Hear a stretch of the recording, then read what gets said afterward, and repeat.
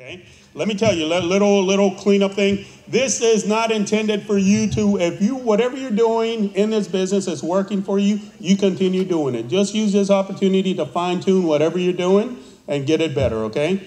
This is not for you to change anything. This is for you to take the best and just leave the rest. Fair enough? 19 years ago, I came into this business, came out the military, walked into an office thinking I was looking for mutual funds. Someone told me, go check out Primerica. They got some excellent mutual funds. I found an office, walked in the door, thinking I was going to get mutual funds. RVP looks at me straight in the eyes and says, hey, you're here for an opportunity. You're here to make some serious money. You're here to be your own boss. You're here to have your own business. Guess what I said? Yeah, what you got? He sat me down and showed me what the company was all about. I came into this business, and I'll tell you, it changed my life. All right?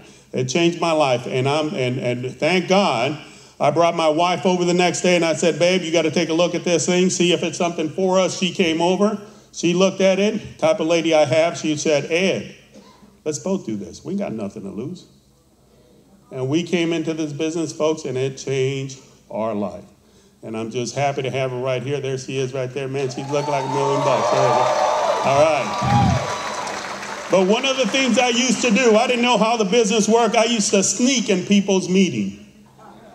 And I remember sneaking into a meeting just like this in Atlanta. It was called BYOB. I said, man, that's a party. Bring your own booze. But actually it was called Build Your Own Business. And it was Bob Wieson. And his guest speaker was a gentleman by the name of Dick Walker. And Dick Walker just went over $1 million at the time. And he spoke, and I remember sitting in the back, and it just stunned me. I was like, man, this guy is good. At the end of the meeting, he put a chair right up on the stage, and he said, hey, whoever wants to stay and sit back and ask questions, you're more than welcome to. About 20 guys got up front. He didn't know I was not even part of that organization. And I sat there also, and I started asking questions. And everybody started leaving. After a while, there was 10, and there was 5, and then there was just Dick and I. Mano a mano. One-on-one. And I took that boy till 1 o'clock in the morning. And he looked at me and said, hey, you got another couple hours because I could take you down. And we sat there, and he asked all questions. He didn't even know I was part of the organization. Years later, I became an RVP. Years after that, I went to Spain. We opened up Spain. We came back and we moved to Tampa, Florida. Why Tampa? Because our boys decided to go to school here. Once they got here, they both got scholarship to Mississippi. If they thought we were going to Mississippi, we said, no, we're staying here.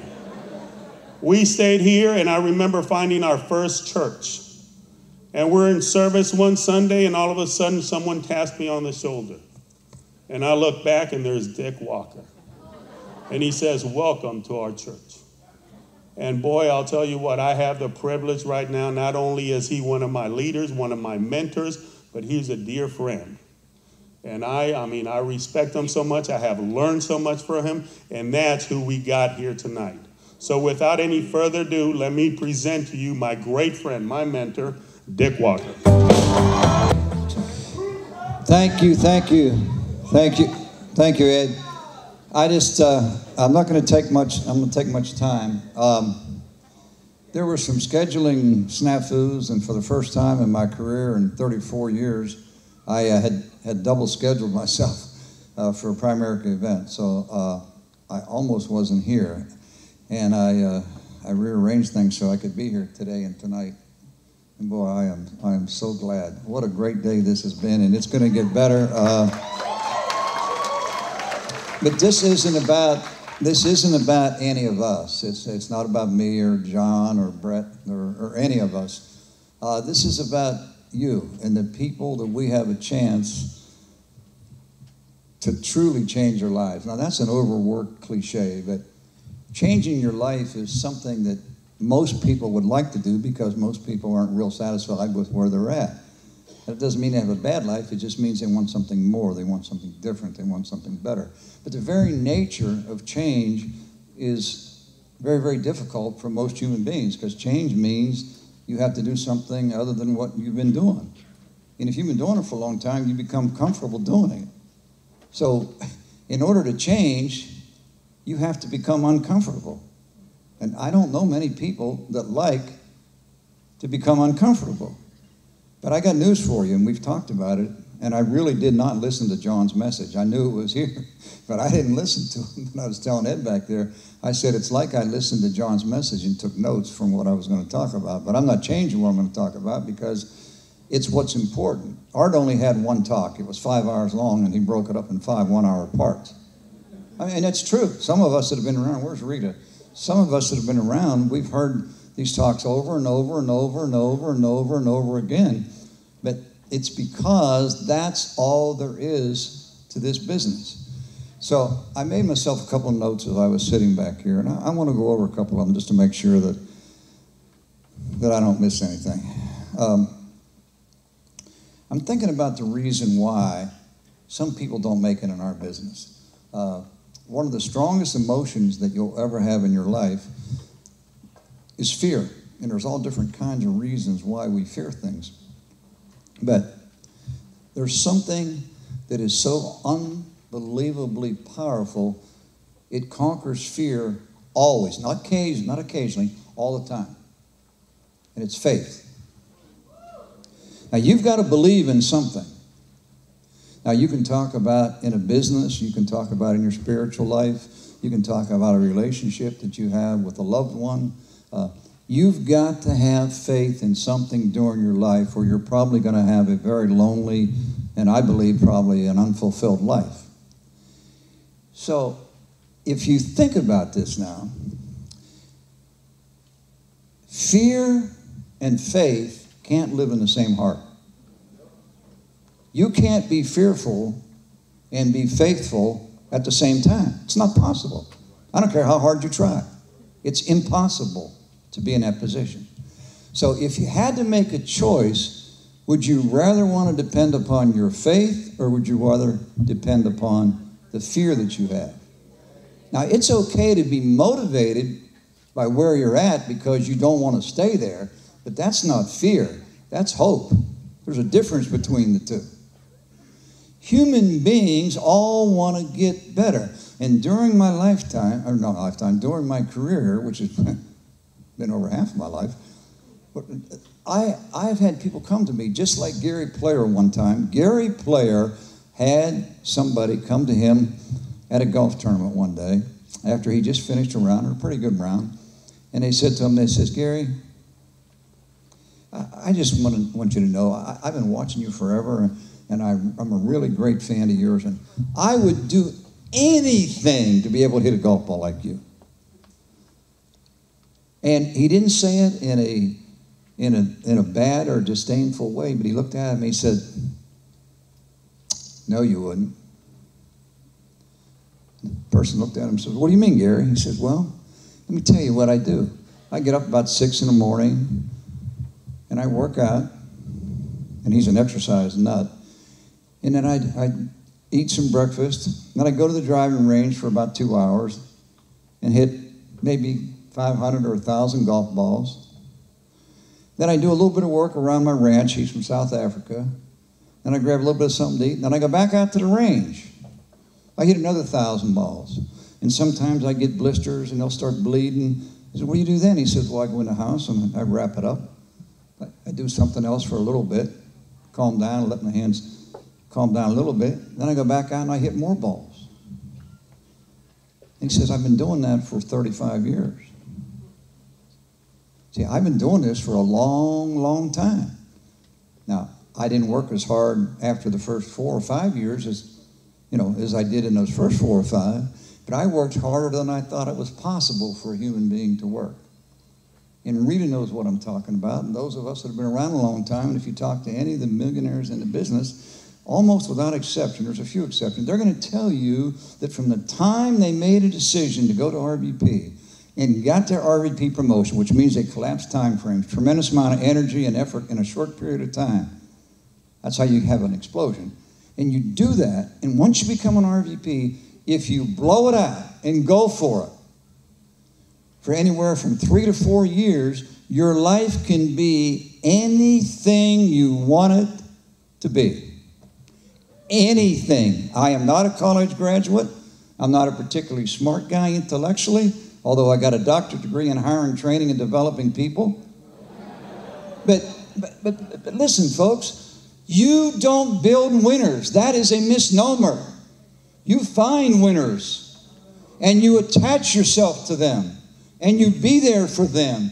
You do anything for them, but you make sure they understand you're their guy or their gal if you're a lady, and they know that you're not looking at them as an override, you're looking at them as a winner, and you help them get what they want, and you do that 6, 7, 8 times, you have the rest of your life and your family's rest of your life any way you'd like it to be. My family is set for generations and generations and generations to come. I just got my 5th new grandbaby, my little darling Kayla, and I hope her first words are mommy and daddy or pops, that's what I am, or Grammy. I hope it's not Maserati or Ferrari or something, or I'll be in trouble. I mean, this little darling is just amazing. You know, I had 1 boy and 3 girls. Now I got 4 granddaughters and 1 grandson. So I guess I'm destined to be surrounded by good-looking women, that's not all that bad. So listen, don't resist change. Change is inevitable. In fact, it's the only true constant in your life. It's the only one. Think about something else that is constant. Other than living, breathing, what else is constant? You eat the same food every day? Do you drive the same car? Do you go to the same places? You do the same? Of course not. That's silly. Your life changes. Has America changed in the last 5 years? Unfortunately, a lot of it hasn't been good, right? But for us, some of our lives have gotten better and better and better while America is going in the tank, and we can change that. We live in a bubble. If you understand what you're a part of, you really can live inside a bubble. Like, you ever see that movie they called The Bubble Boy or something? That guy lived inside that bubble? He was isolated and insulated from the world. I have felt like that for the last 34 years of my life. Folks, John said it, this is not the only opportunity, but it is without a doubt the best. I am one of the most blessed human beings that ever walked the face of the earth. But I got to tell you something. I set my little timer here to make sure, Bill, what do I got? All right, I see it. I want you to understand this. I grew up in a wonderful family with 2 of the greatest parents that I could ever have wished for. And we went to church every Sunday. I went to Bible study and, in the Sunday school and the whole bit. And I listened to the pastor, and I could say all the different benedictions and, all the things you're supposed to do. We had our own pew in the church and whatever. But I never had a relationship with my Savior. I was a part of, the same way a lot of people that go to church are, I was a part of the frozen chosen. Which means I went because it's what people did.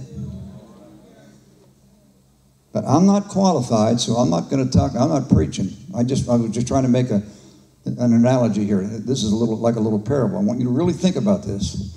There's a bunch of you in here, and please don't take this personal, because I'm not talking about anybody individually. There's a bunch of people in here right now that are part of the Primerica Frozen Chosen. You come regularly, and you listen, and you even nod your heads when you're supposed to, and you clap like crazy. Some of you are great dancers. You get all excited. But when it comes down to the rubber hitting the road, when you got to go talk to somebody, and you got to listen, anybody can open their mouth can recruit somebody in today's environment. If you can't recruit somebody, you are just not trying. The real deal is getting them to do something after you recruit them. That's where you separate the winners from the ones that are just marking time. I don't have any more time, but I just want you to really understand. If you were to close your eyes for just a second, for 5 seconds, close your eyes and just think about all the people that aren't here. They don't have this opportunity that you have. You ever hear that crap about being in the right place at the right time? That's a bunch of bull hunky. That's kind of an acronym for something else, you understand.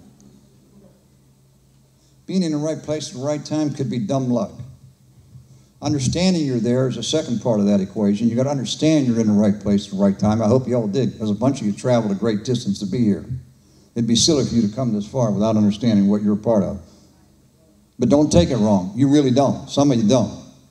It's just kind of a fun thing to do because all your buddies are doing it. The last part of that equation is you got to do something about it. You got to do it when you feel good, when it's easy.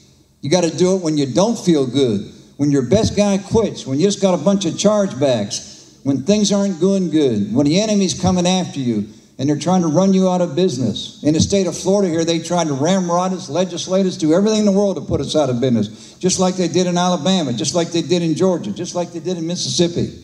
You're part of something that has changed hundreds of thousands of lives.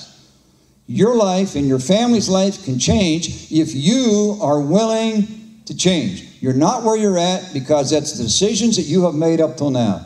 From this point forward, starting tonight, this can be the first day of the rest of your life. And believe me, I'm over 70 years old now. I don't feel like it. And there may be smoke on the roof, but there is a damn fire in the furnace, I can tell you that. Now listen, we started this thing 2.5 years ago with a thought that perhaps we could gather the people in the Tampa Bay area and we could make a difference.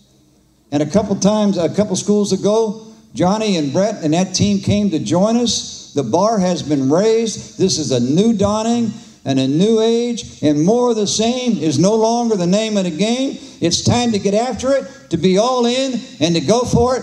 God bless you all, and I'll see you later. Thank you.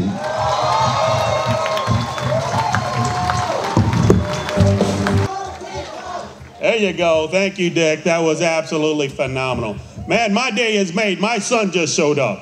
He looks just like me. Eric Ortiz. Where are you, Eric? Stand up for a second. Look at that's my twin little brother right there. All right. Ain't that something? Hey, this next speaker, folks, let me tell you. This man right here is a wealth of information. This guy right here, whenever he speaks, you got to listen. It's like, you remember that old commercial? What was it? E.F. Hutton? E.F. Hutton has nothing on John, okay? When John speaks, you better listen and you take some notes, because what he gives is just nuggets out there. And these little 1 or 2 liners that you use that can change your business, and take your business and turn it around. I have applied everything. He knows his business inside out. I have taken anything that he's given me. I'm telling you, it'll change your life. So without any further ado, let me bring the great John Lavin.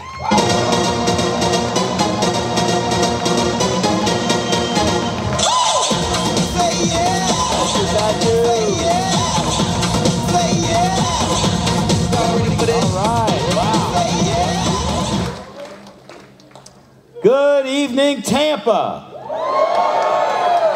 Wow, there is so much energy in the room. I've been 31 years, Patty and I have been 31 years in the business. Now, some of you are not 31 yet. How many of you are not 31 yet? There's some 70-year-olds standing up right now. Dick always said to me, hey, look, the key to this business is building relationships. And, it's amazing right now, the people coming into the business, and Dick talked a little bit about it. I want to just kind of share with you our company's story, what we do for the consumer. I'm going to simplify something for you here tonight.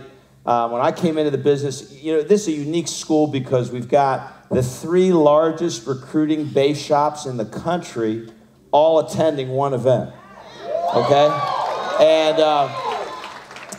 And we were never great recruiters. We were good recruiters, but we were really good at a couple things. So I want to just kind of share with you something I got good at that Dick told me, hey, if you get good at the kitchen table, if you get good at communicating one-on-one with people and with couples, then you can duplicate and teach others to do that. They're going to see success. They're going to make money. They're going to learn how to do the business. They're going to have people to see. They're going to have places to go, and they're going to be able to teach others to do that. And once you teach someone how to be self-sufficient and self-reliant, where they can take care of themselves, and they could present and get clients and build a business and get referrals and have recruits who believe in them and believe that they can learn from them. Once you do that, John, things are set. Once you teach others to do it, you get free. And an example of that is if you're in our hierarchy, just real quick, if you're in the Jeniston base, or if you're in the Hubert Lejeune base, or the Frederick base, or the or Gene Fifey base, could you just stand up? I think those are our 4 bases, and my base. If you're just in any of those base shops, you just stand up real quick. So this is our Florida representation, okay? And I want to thank all of you so much from the bottom of my heart for all that you do. But what I want to share with you, thank you guys, you can sit. What I want to share with you is we don't have the biggest business. We don't have the biggest business, but I mean people-wise. And hey, if I could have more, I would. I'm learning. I think I love being here because we're going to learn how to do that this weekend, and we're working on that. At Charlemont last month, I think your base shop recruited 160 some odd people. And our base shop recruited 84 people, so we're doing better. But that wasn't the 300 that Sam's got, and the 300 whatever, and the 300 over 300 that Brett's base got. But we're doing it. We're doing the best we can do. But I had to look at, well, what am I good at? And if I could teach a few people to be good at what I'm good at, we'll be okay. And let me tell you, our income has gone from $400,000 2 years ago to we're just at $690,000 in the last 12 months. Patty and I will go over $700,000 in income, and we've done that with just a good, solid business of people who can go out and write business and help families. And what I want you to know, I don't want you all to get intimidated by this thing. The great thing about Primerica is that you can find somebody that you can relate to, and you can learn, and then you can become a friend of theirs and learn from them and get audios of theirs and get a relationship going, and you can learn. And we get to all borrow each other's skills. Isn't that unbelievable? So I'm going to kind of dig in with you and share with you a little bit of what Dick said. He says, John, get good at making money. Get good at communicating the concept. So I'm going to share that with you. I think, see if I can get this. Is it ready? Oh, something's beeping. Up. I got it. I'm clicking it. I don't see. Is it up there? Oh, it is. Okay, but it's not here. All right. So I can't see it. Is that my challenge? All right, I think I got it by memory. All right? See if I got it by memory. All right? So click it. Is it on there? Click, click. There we go. All right. 3 reasons why people get involved in our business. Does it say that? Okay, so let's just look real quick. I started in the business. I was 23 years old. Patty was 20 years old, maybe 19 years old. I had always dreamed of being a pro golfer. That wasn't working out. I had to figure out, now what was I going to do? 5 years to graduate, finally graduate college, public relations degree, and I answered an ad to go start selling waterless cookware. Have any of you ever met anybody that sells waterless cookware? Okay, well, the rest of you should avoid these people, all right? And I didn't like it. I liked what I was learning. I liked the freedom. I liked the sales. I didn't like that I was selling an overpriced product. I didn't like that it was a high-pressure sales deal. I didn't like prospecting. I didn't really feel it was professional. It wasn't me. But I did it. And then somebody called me, and I came in and looked at the company. And they sold me on 2 ideas when I walked in. They said, John, there's a couple things you could do here that really makes this company a difference. Number 1 is what we do for consumers really make a difference. Y'all, don't look at the screen. Just look up here for a minute. They said, what we do for the consumer really makes a difference. And I just want to set the foundation for you, because for me, the whole deal lies in this conversation that I'm going to talk with you about right now. And that is that we go to school and we get math and we get science and we get English and we get history. Right? Remember all those courses? What course don't we get? We don't get taught money.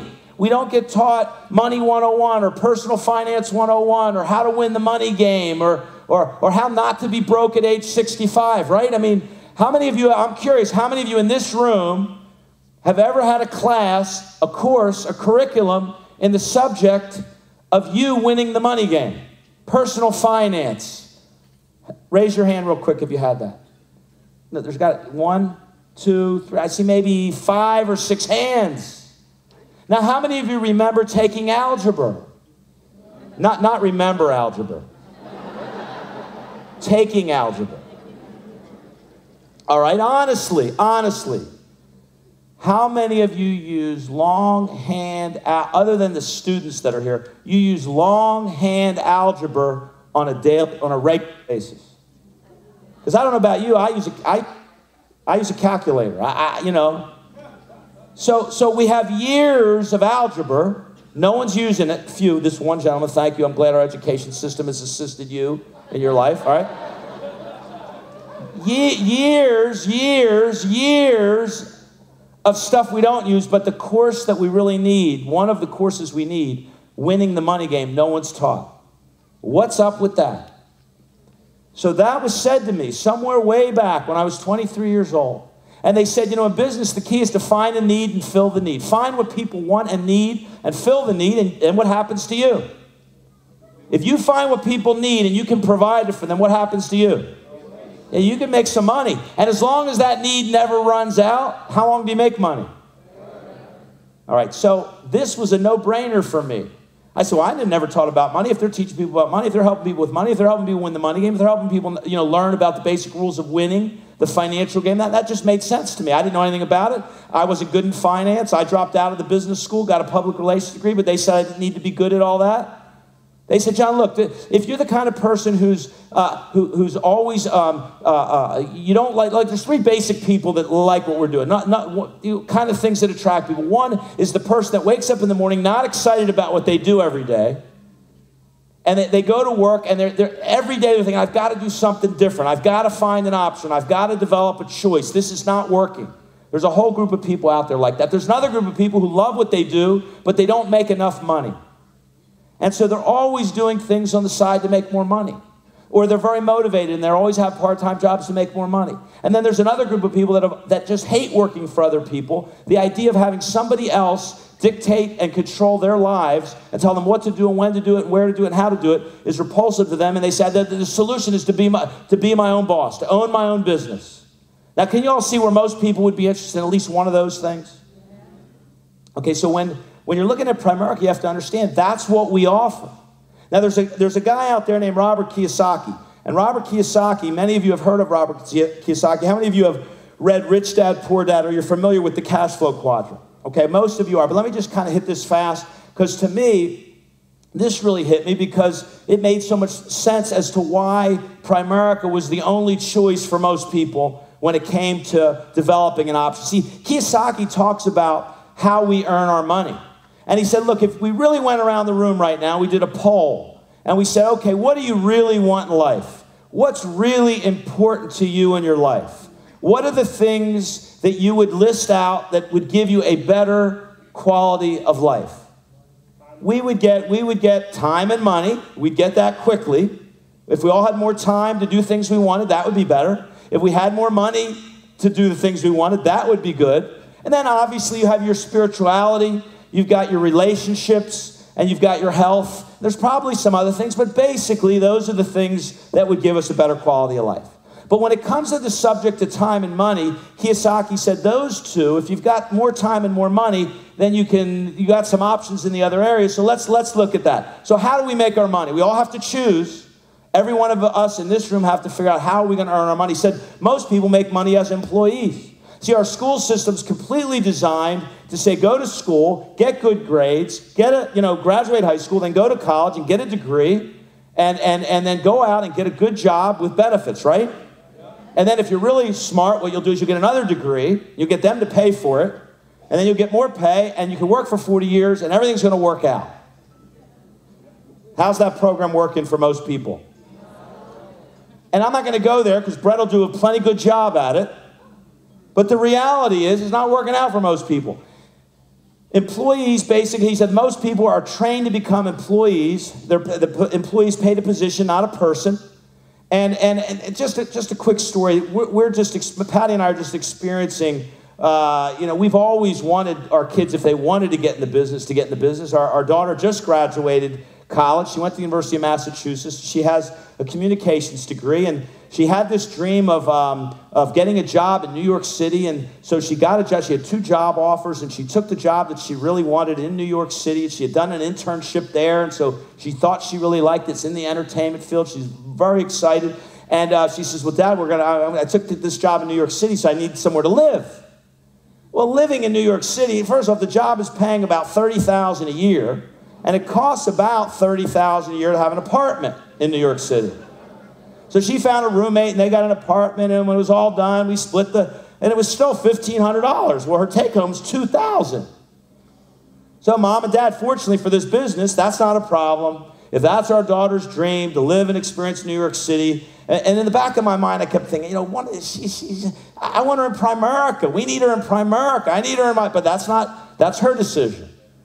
So she gets to work. She started working a new job. She's there 3 weeks. And in the third week, we started to hear some rumblings that she'd had some mishaps at work and things weren't going so well. And she actually had a conversation with Patty one day where she went into work and they were yelling at her and screaming at her and making her feel like crap. And she got with her boss and she said, let me explain something to you. I'm not used to this.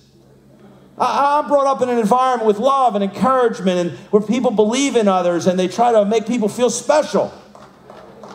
And if my mom and dad ran their business the way you run this business around here, they'd have no business. That's what she said. It's not a good thing to say to your boss. But here's what the boss said. The boss said, well, I'm sorry, it's just not our culture. I understand where you're coming from, but that's not the way we do things around here. But maybe Sophie, you could bring that to our environment. Maybe you could bring a pushing up people. You say, here's this, 23-year-old brand new job. She's got to bring the Primerica environment to the corporation. Well, a few days later, she was on the phone crying to her mom because it was like Sunday. I always talk about Sundays. How many of you have a job? Raise your hand. Okay, honestly, Sunday around 4 o'clock. Y'all know the pit, right? So I was talking to her. She was feeling it coming, and she was saying. I said, Sophie, how's it going? She says, every day I'm sick to my stomach when I get up. That's what she's telling me. I don't want my daughter to be that unhappy. Here's what she says. This is kind of cool. She says, Dad, what I've been doing is I've been going for the last 3 mornings, every morning before I go to work, I go to the Primerica website. And I read all the stuff about Primerica. Primerica's really looking good, and it makes me positive, and it makes me feel good. And so I don't know what's going to happen. This week was a great week. I don't know. But she's in that upper left quadrant. She's already experienced it in 3 weeks. Okay? But how many people out there don't even know there's an option? They just got to play the game. So that's where most people are. And then there's a group of people that are self-employed. That's the second group. And Kiyosaki says they own their job. They own their job. See, you could be a doctor, a dentist, a lawyer, a hairstylist, a real estate agent, or a salesperson. Oh, I need to hit the button. Oh, there it is. Okay? Sorry. You could be any of those things. And can you make a lot of money in those professions? Sure you can. These are some of the brightest and best in the world. But there's a problem, he said. He says, if you're a dentist, if you're not working, what's happening? You're not what? Yeah, so if you're a dentist, and you're vacationing on the beach of Hawaii right now, sipping on a pina colada. You're not drilling any teeth. What are you earning? Not a dime. If you cut hair for a living, but you're not cutting hair right now, you're in this meeting, how much are you making? Not a dime. So he says, yes, you can make a lot of money, but you're limited by your hours. There's only so many hours in a day. He said, then there's the third group of people that own a business. Now, how many of you know someone who owns a business? Now, do they own their business? Or does their business own them? Well, there's a distinction, isn't there? Some people own their business. Other people, their business owns them. Kiyosaki said a business owner, the definition is that a business owner can build the business, leave the business for 1 year, come back, and it made a profit. Many people who think they own a business, if they left for a day or two, there would be nothing left when they got back. That's self-employed. See, this idea of business owners, this idea of recruiting and training and developing others to run a business. See, if you don't have to be there, then who's there? The employees are there. The people that you recruited, trained, and developed to run the business. Now, if you've got a business that's running without you because you recruited, trained, and developed people to run the business, what can you do? Do whatever you want. You got freedom. You've got time. You've got money. See, time and money are two things, but freedom is way more important. See, time and money is good, but when you've got the freedom to make the choices every day, that's what most of us want. How many of you would agree the goal would be lots of time, lots of money, and lots of freedom? Anybody? Business owners, the ticket. Business owners, the ticket. I had those people stand up. I want to explain something to you. 10 years ago, Patty and I moved back to Philadelphia. 10 years ago, we left Florida, moved back to Philadelphia, and I think we've been to Florida 4 times a year, maybe, Patrick's probably counted, but 4 times a year, maybe, each year for the last 10 years. And I don't really have to do much with that group of people because we equip those people with the fundamentals of our business, and that business has grown and exploded. Well, because those guys are self-reliant, they've got their own dreams and goals. They've got their own accomplishments. Our company, look, all I can do now is help them, coach them, encourage them, be there for them, counsel them. But basically, our team in Florida knows what they're doing. My goal, I'm afraid to say much they're doing so well. I'm just going to kind of leave them alone. They seem to be doing just fine without us. That's the idea of building. So what do? We went to Philadelphia. You know, we built another business. Now we've got a whole new base shop going. Jackie Ashford, who's here, who won the trip, we brought her down with us, is an incredible division leader, incredible leader. And I said, she's like, sit next to Sam Shepard. She goes, oh my God, I can't believe this. I'm sitting next to Sam Shepard. Oh my God. I said, Jackie, do you understand? Well, she says, I get to sit here again? Like she's sitting over there at that table. I said, Jackie, do you understand with what you're doing, with what you've learned how to do and how hard you work and how good your skills are and how good you are with people, that if you keep doing exactly what you're doing and listen to what we tell you to do, you're going to live this way for the rest of your life? That's the reality for every one of you in this room. The formulas are built. The systems are set. All you have to do is be the best copier, the fastest and best I know some of you are going, copy? Oh, I could do that. Okay? Business owner. Build something that operates without you. The last quadrant is the investor. And obviously the investor is the person that has enough assets. They've got real estate. They've got stocks. They've got bonds. They've got retirement funds. They've got money. They have built enough assets where they can live off their money. All our lives we work for money, folks, until one day, hopefully, our money can work what? Yeah, or instead of us. Wouldn't it be nice to have enough money where it could just work instead of you having to work? And that's the investor, and that's the goal for our clients, isn't it? They used to call, a financial independence, having enough money, the definition of financial independence, having enough money where you can live off the money for the rest of your life and never have to go back to work. That's the definition that we came up with. All right? So that whole idea, that used to be called retirement. See, retirement used to be an age. See, now retirement's an amount. You've either got enough to do it or you don't. And you know what the stats are telling us? Most don't. And most won't. As a matter of fact, if people don't get clear on what we're doing, they got no prayer. We are truly the only company that has a total mission of helping families really win the money game. We're the only ones. That's our mission. That's what we're about. That's through our core. It's always been that way. So Kiyosaki said there's 4 ways to make money. And we all have choices. Now, if you could pick any 2 ways to make money, which 2 would you take? Did I go to the next slide? If you could pick any 2 ways to make money, which would you choose? The left side or the right side?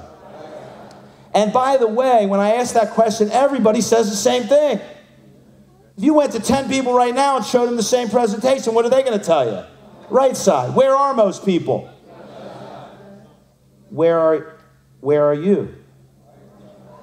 I had a guy, well, some of you think you're on the right side. Most people in this room, there's very few people in this room at this point that are truly on the left side. You've either accumulated a lot of money and you're free, or you built a business that creates and generates income for you and you're free. And the great news is that every single one of you in this room in the next 3 to 5 years can be clearly on the right side of the quadrant. But most people are on the left. And they all want to be on the right. Almost everyone wants to be on the right, and they're on the left. So here's the question. Are there legitimate reasons that people aren't on the right side? What's kept most people from getting to the right side? I mean, if you really look at the things that stop people from getting a business and getting investments and understanding investments, what is it? Are there legitimate things? Yeah, what stops most people? Tell me. Fear. Let's use fear at the end. Let's look at what's the first thing? Usually you need a lot of money. You need a lot of time. Most people don't have a lot of money or a lot of extra time. They got jobs, they got families, they got responsibilities, they got wishes, they got hopes. They want to be on the right, but they don't. What's the third thing? They don't know how. They don't have a coach. They don't have a mentor. They don't have a system. And so an idea, and most businesses that open, really, out of 10 businesses that open in America today, how many are open 5 years from now? 1, maybe 2. So most people don't have the time, they don't have the money, they don't have the knowledge, they don't have the coaching. There's lots of risk because most businesses fail, which causes the last one that was the first one, fear, to stop them.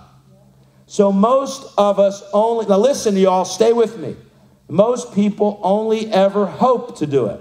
They wish to do it, but they never get around to doing it. What you've walked into, however you got here, and you're here, is you have entered, whether you decide to use this or not is up to you, but you're here, and you're here, and basically every one of you, we remove all those barriers. We take them all away. And here's the question. If we could show you how to get to the right side of the quadrant, how to build a business, how to remove those obstacles, how to not have time be an issue because you can do it part-time to see if you like it, how you cannot have money be an issue because it's 99 bucks and you get it back when you make your first sale on your own, plus a bonus program. How you don't have a knowledge issue because we've got whoever invited you here can't wait to teach you how to be successful here, because if they teach you how to do it, that makes them money. I mean, we have a financial interest in you learning as quickly as possible. We have class and we have training and we put these seminars on. And when we're done this one, there'll be another one coming up. And we've got the video, and we've got PFN TV, and we've got, your leaders and your schools at your offices, and you can go online and learn everything you want. You can get the audios. The knowledge is the knowledge of it. If you wanted to learn this, could you? It's all right there. So we removed really the risk. People are, what's the risk? There's no risk. There's zero risk.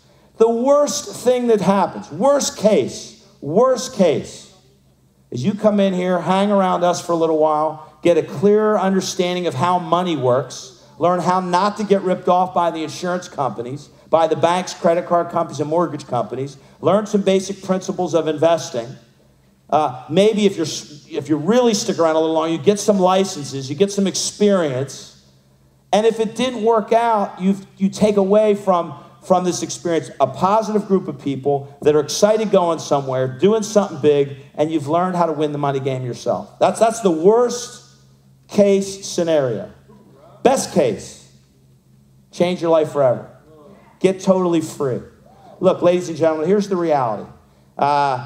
You get good at doing a little kitchen table presentation, which we've got audios. You can get with your leader, whatever they're doing. Find the best person in your office and go listen to them, maybe record them, and listen to that over and over again. And you learn to present.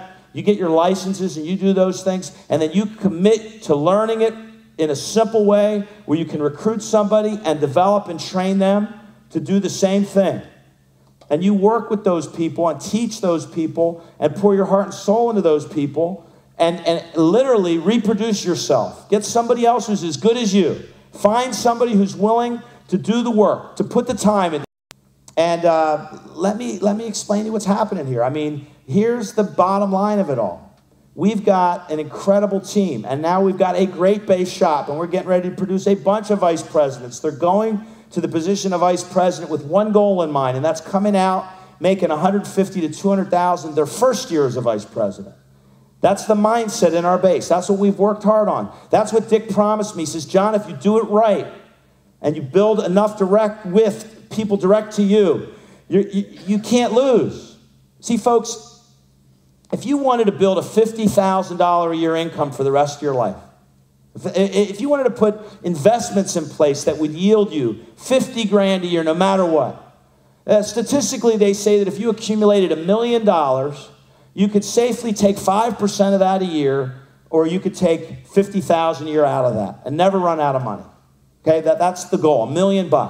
How long would it take for most of you starting today, based on the income that you've got and the money, extra money that you've got, to save enough to accumulate $1 million? How long would that take? Don't answer that. I just want you to think about how long that would take. If you were great at it, I mean, if you were, a Brett Burks, you might be able to do that, save $1 million after another business he's got in maybe a 2-year period, right? If you were most people in here, probably it's going to take you 15 or 20 years of diligent savings, which every one of you could decide to do, and you could accumulate your $1 million. You save $1,000 a month and average about 11 to 12%. You do that for 20 years, you have $1 million. That's an odd, and then you're going to have 50 grand a year. Good deal, right? There's a much faster way. Anybody want to know what it is? Now, here's how you do it.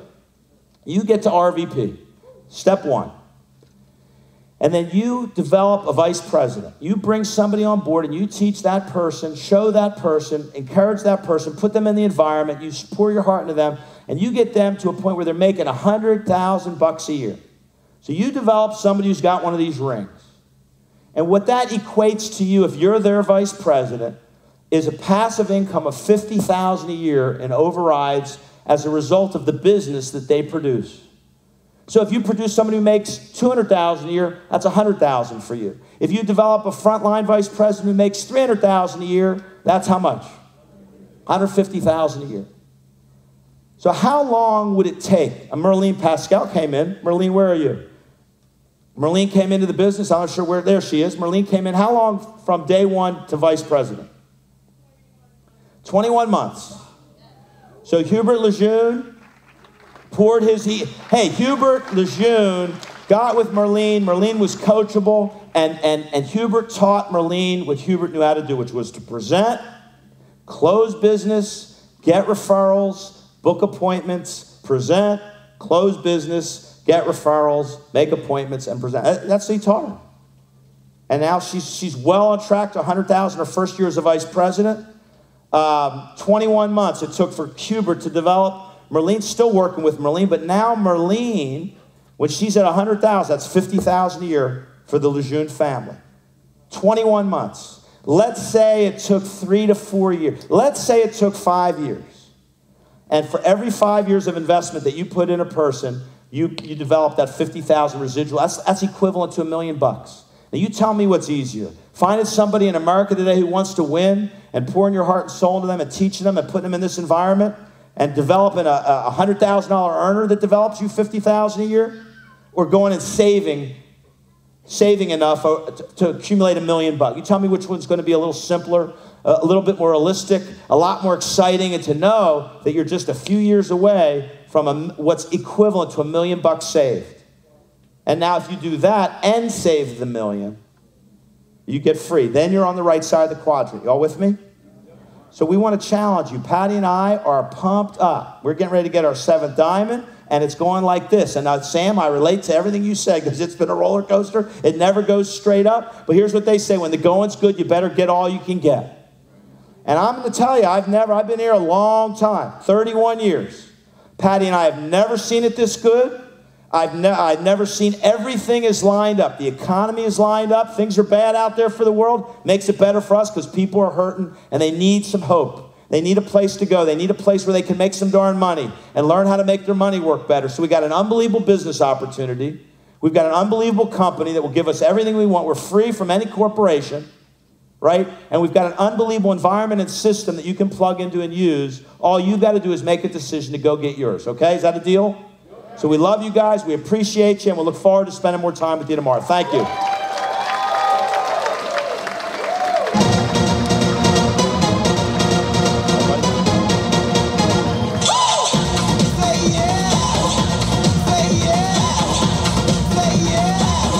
right?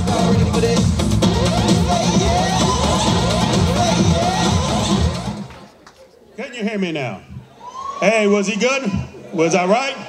I mean, this guy's just full of nuggets, man, I'm telling you. So, hey, take it. But let me tell you the key here. The secret to John's success is not John. Who do you think it is? Patty. It's Patty.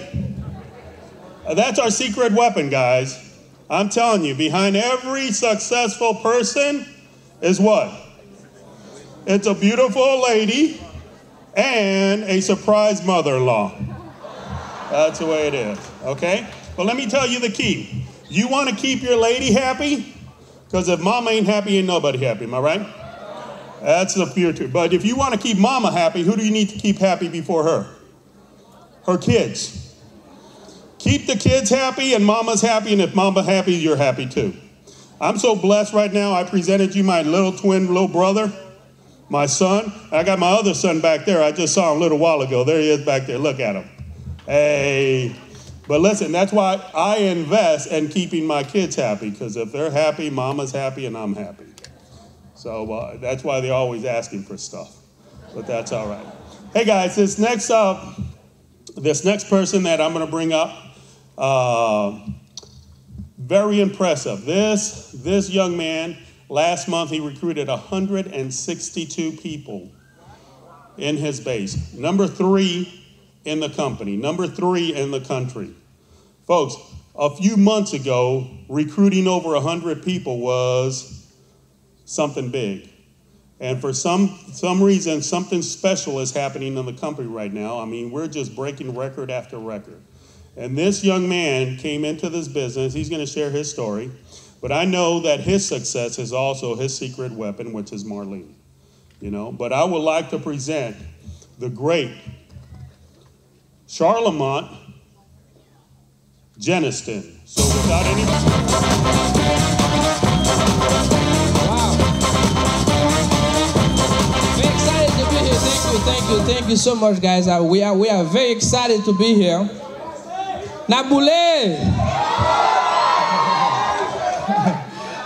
Ben, dia sos pendant la So we're excited to be here, guys. So we are so excited to be here with you guys. I know you're excited, is that right? Really, guys, are you guys really excited? Man, I'm so excited, okay? So before I tell you about what I'm here for, let me just share with you guys. In May 1996, I joined for America. And I used to drive taxi, work 12 hours a day, 6 days a week, to make $24,000 per year. And there was a cool taxi driver, and I never forget that. He came to me and said, Charles, would you like to make some money part-time? And I said, absolutely. Took me to the office, excited, pumped up, people talking about $100,000 per year. And in my mind, I said, God, if you can help me get $500 a week on this thing, I'll be okay. And when I came back and I was excited, pumped up, I'm going to tell everybody, I find something that gets me excited, I'm going to make some money. All my friends, taxi drivers said, you must be crazy. You mean like, they're going to pay $100,000, you're going to be vice president, you're going to have your own office? I said, yes. I said, no, it's not going to happen. When I asked them why, they said, well, you don't speak English, you're from Haiti, who's going to pay $100,000? Guys, thank God I didn't listen to them. But the reason I didn't listen to them, not because I was so smart, is because I didn't like the environment they were in. They always criticize people. They're always negative about things. But when I get to America office, they're always pumped up, excited. I say, well, let's say that whatever they say is not true. Let's say it's a half of it is true. It's fine for me. Okay? And I stayed there, get my license. I learned to make some sales and make some money. Like, in 2001, the company promoted me vice president. Still don't know much about the company, but on July 2001, I get my first $50,000. And then, and we start, working in May 2000, 2005, the company paid me over $100,000. And I said, that sounds very good, but guess what? I was so excited, pumped up for $100,000, we stopped working. 2006, the cash flow going down. 2007, but 2008, we made a decision to go to work. And I think, that's what everybody needs to do here. 2008, I was listening to a CD. Right after, I came to that fast start school with Jimmy. And I was in the back, and I was looking for some CDs. And the guy said, I think I got to find something good for you. PFS media got something good for you. I said, no, show me. And then by checking, I found a CD named Gary Conegay. And he says, if you want to do something big in America, you have to make a decision to build a big base shop. And I put that CD, from the day one, I put it in the car. Guys, I listened to that thing over and over and over and over. From that CD, let me share with you a few things that I pick up. He says, well, listen, when you start something, you want to do something big, people are going to go against it. It's okay, but keep doing your thing. But also he said in the city, so somehow you got to go back home, tell your wife she's not going to see you for 3 years. And he explained that in the city. He says, the reason she's not going to see you, you're going to be in the house, but she's not going to see you, which is you're going to wake up a little bit earlier, go out, and come back home a little bit late for 3 years. But he said, if you do that, you go to work, you build yourself a business, and you can come back home for the rest of your life. And then I was thinking about the city. Well, one thing that we need to do is like, go out there prospecting people, which is I know how to close life insurance, but when it comes to recruiting people, so I was not good at it. But I remember 2008, I made a decision, I'm going to go out there prospecting people. And while we're doing this, Stephen was with us, and we find David Brenelis. And we keep doing it. So first time ever in 2008, we go over 100 recruits. Okay? So guess what? So greatest thing happened. I never forgot that on May 2008, David was working. He says, he come back, he says, Coach, they let me go today. They said, I don't have to work anymore. The job is over. Called me, panicked a little bit. I said, that's the greatest thing can happen for you. They fired you. You're going to work full-time in America. This guy comes. Since that day one he come up, he never go below 10 by 10. And his cash flow moving from 24,000 from his job to 67 and 12 months later. And guys, let me tell you, we 2009, we will go over about 300 recruits. And never forget that, on April 2011, we made a decision. We said, you know what? We're going to do something big. So we go over $100,000 base shop before, but we never do 100 by 100. We said we're capable to do it. We're going to own for 3 months. April 2011, we said we're going to go after 300 by 300, which is May, June, July. Guess what? On month of May, we did only 52 recruits. Come back very sad about it because we crush. We don't do 100. But on June 2011, before the convention, we have only 18 recruits in the system. But on our way back, something big happened. We on the bus, about 56 of us, about 3 kids in the house, in the bus, only 53 adults in the bus. We made a decision. Each one of us is going to go after 3 recruits before the month is over. And guys, he said in 12 days, we got about 122 people. Let me tell you what I found out. I found out, when we come back from the convention, the reason we go about 122 in 12 days because we were so clear on our vision. The message was so clear, everybody has to get at least 3 before the month is over. And then every time, we meet somebody in the office and they say, how far you are with your 3? Now, either you're going to get your 3 or you're not going to get it. And we encourage each other for that 3. So let me tell you, because of that, let me tell you what happened right now. The company come up with the $500 bonus on August 2010, last year. From August 2010 to June, we had only 7 people qualify for that. But from June 18, after the convention, we have 30 people qualify for the $500. We pass about $15,000 to people who don't have license yet in the company. Let me tell you, because of that right now, we have about 120 people that complete the class and study. We put them in a group to study to see if we can explore the licensing part. Now, a guy like Stephen, for example, right now is being averaged about 33 by 33 every single month for the last 12 months, which is over 400 recruits as a regional leader and $400,000 in premium as a regional leader. Got the rank, got the watch. Guys, listen.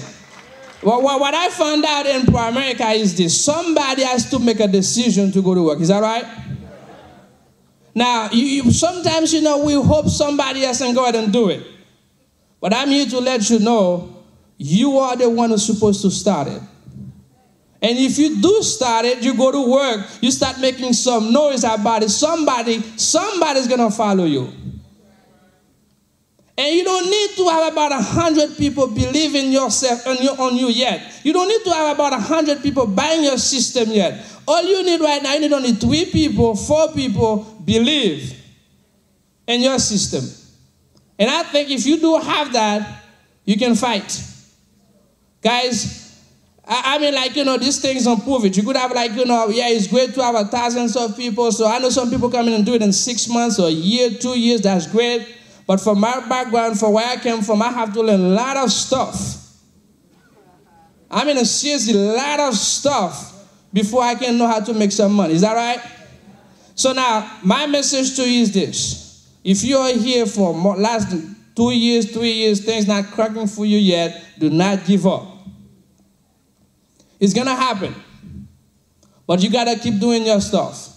You got to make a decision to go to work. And then when we're talking about work, some people say, Charles, what do you mean by work? Well, you probably spend 12 hours in the office, you're wasting 12 hours. But work to me is like, you either like, pick up the phone, calling some people, set up an appointment. I don't think this thing has to take about 4 or 5 hours to do, to my knowledge.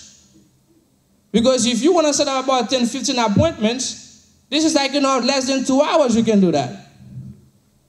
And then you go ahead and do what you're supposed to do, and guess what? Go be in that appointment and close this business. But at some point, you have to have a schedule where you say, you know what? I'm going to work these days. I'm going to work these days in America. This is what I'm going to do. And I guarantee you, if you make a decision to go to work, you start making some noise, somebody's going to follow. And guys, listen, one thing that I know for a fact, people join America for different reasons. But when it comes to a guy like me, if you tell me, Charles, you're going to help me build a business, you got to show me how to make some money. If I don't make any money after 3, 4, 5, 6 months, I'm going to get discouraged. But if you show me how to make at least $500, $300, $1,000, you can keep me long enough in the environment until my business grows. And then that's what we've been preaching in the office all the time. If you are a full-time, right now we have only 8 full-timers. When these people don't make any money, I go crazy. Because I know sooner or later, if they don't make money, they're going to go work for McDonald's. They're going to say, Charles, what do you mean? Yeah, so McDonald's pay them $600 a month. If they don't make anything with me, it's better for them. At least I said, Charles, I pay my cell phone. And I believe for America, it's a great company. If you here, you got your license, this is an easy thing for you to make minimum $1,000 to $2,000 a month. You could be a district leader. You could be a senior rep. You make that. But I believe for you to make that kind of money, you must have a schedule. You must have a plan. Because I listen to Art William, he says, listen, when he starts the business, every single week, he has to have enough appointments so where he can make enough money to pay his own bills. He doesn't count on override. Whatever, the override money comes, guess what? It's a plus. But the money to pay his place is his house, his food, his family taken care of, is dependent on him. Until you build yourself a big business like John Lavin, Brett Bucks, you don't have to do it anymore if you don't want to, like Sam. But if you're a district regional leader, a guy like me, you need to be out there, do your thing. Is that right? Guys, listen, I know you're excited here. Yes, I know, because the environment is so good. You have to be excited. It's not tomorrow, but tonight. You have to make a decision. You're going to do something that you've never done before. And you're going to keep working for the next 2, 3 years. And like I said, work a little bit harder than what you're doing right now. But I guarantee you, you can come back in the next 2 months. When October 28th, we have it again back here. And people start thinking about, wow, you on the back seat, you got nothing. How come you get everything? It's because you made a decision to go to work. And I believe that's the only thing you got to do, go to work. So nothing's going to happen if you don't go to work. Guys, I just love this environment. This environment changed your life, okay? So right now we have about 3 RVPs, 3 people that's going to be RVP pretty soon. We have David Brilliant this right now. He's doing about 25 by 25 as a regional leader for the last 12 months. And we have a guy named Senat Tesla, division leader. It's pretty close right now to get his watch. As a division leader, 60% contract, he's on his way to get his watch. Because this guy is a machine when it comes to close business. And so far, he's #1 in the whole company nationwide. Guys, I believe, like, Dick Walker said it pretty well. You cannot, like, make somebody a leader, but you can find them. And we're excited, man. We're excited because an environment like this can change a lot of people's life. Like the same way you start, like, doing it for me, so I know it's going to be doing it for yourself, but you got to make a decision somehow to go to work. And proud of you guys. I'll see you soon.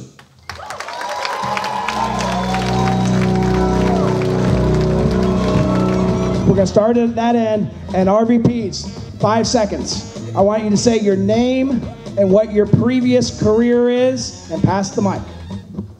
Pedro Dash, I was a call center manager. John Evers, out of Orlando. I was a sales rep for Pepsi Cola. Hold your applause to the end, please. No partners? Yes. Oh, partners. Natalie Evers, John's partner, and I'm a physician. Conrad Bailey, and I was a TV producer. Jindeni Fifi Valley. Chris Casella, New York City police officer. Randy Tyndall, Valrico, and I was a family farmer. Dondra Morris, Winter Garden, Florida. I was a registered nurse. Sohail Dadrasan, business owner. Gita Dadrasan, X-ray tech. Lou Dusso, food and beverage manager. Lori Dusso, cost control analyst. Sac Passe! Merlene Pascal, pharmacy technician at Broward General Hospital. Gino Ortiz, military and educator. Elena Rivera, banking manager. Bill Rivera, U.S. Marine.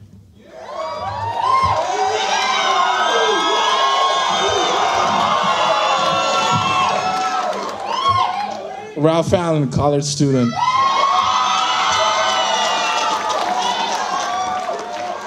Will St. Jean, financial consultant / hustler. Christine Gold, stylist. Max Gold, music industry executive. Maria V. Hill, public relations specialist. Jim V. Hill, studying for my license.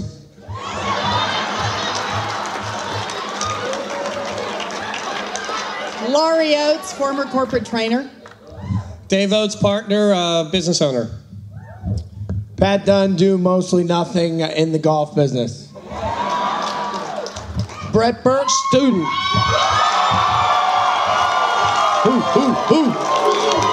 All right. Sam Shepard, baggage handler. My wife was... In banking. She was in banking. Brian Walker, valet / bellman. Patty Lavin, student and one part-time job my whole life. I shucked oysters and poured beer. Woo!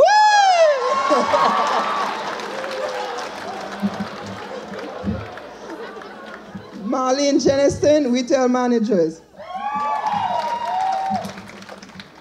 Shalman Jeniston, taxi driver. Rosa Rizzo, and I am a nanny and a husband supporter. Dustin Rizzo, I was a computer geek. Rita Huckle, choral director. Astrid Bailey, waitress.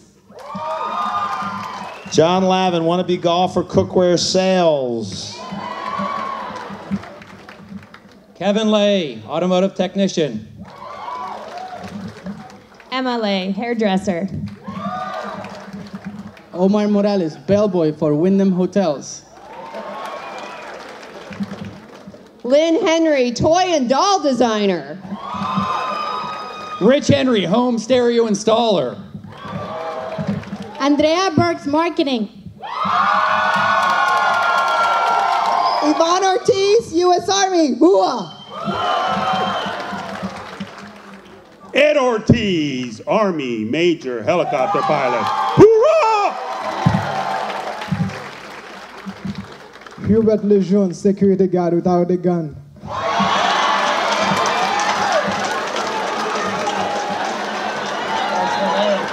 Patrick Frederick, Home Depot.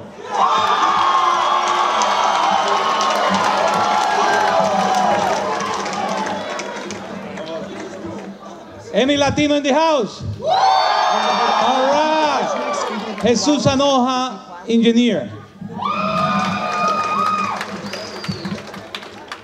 Jeannie Reed, customer service rep for an electrics company. Gerald Reed, hog farmer. Victor Baker, shoe store manager. And Rob Smith, I was a bookkeeper, not a bookie, a bookkeeper. And my name's David Harris, and I used to be a waiter at the Olive Garden. Give these RVPs a big, big round of applause. Stay there. Stay there. Stay there.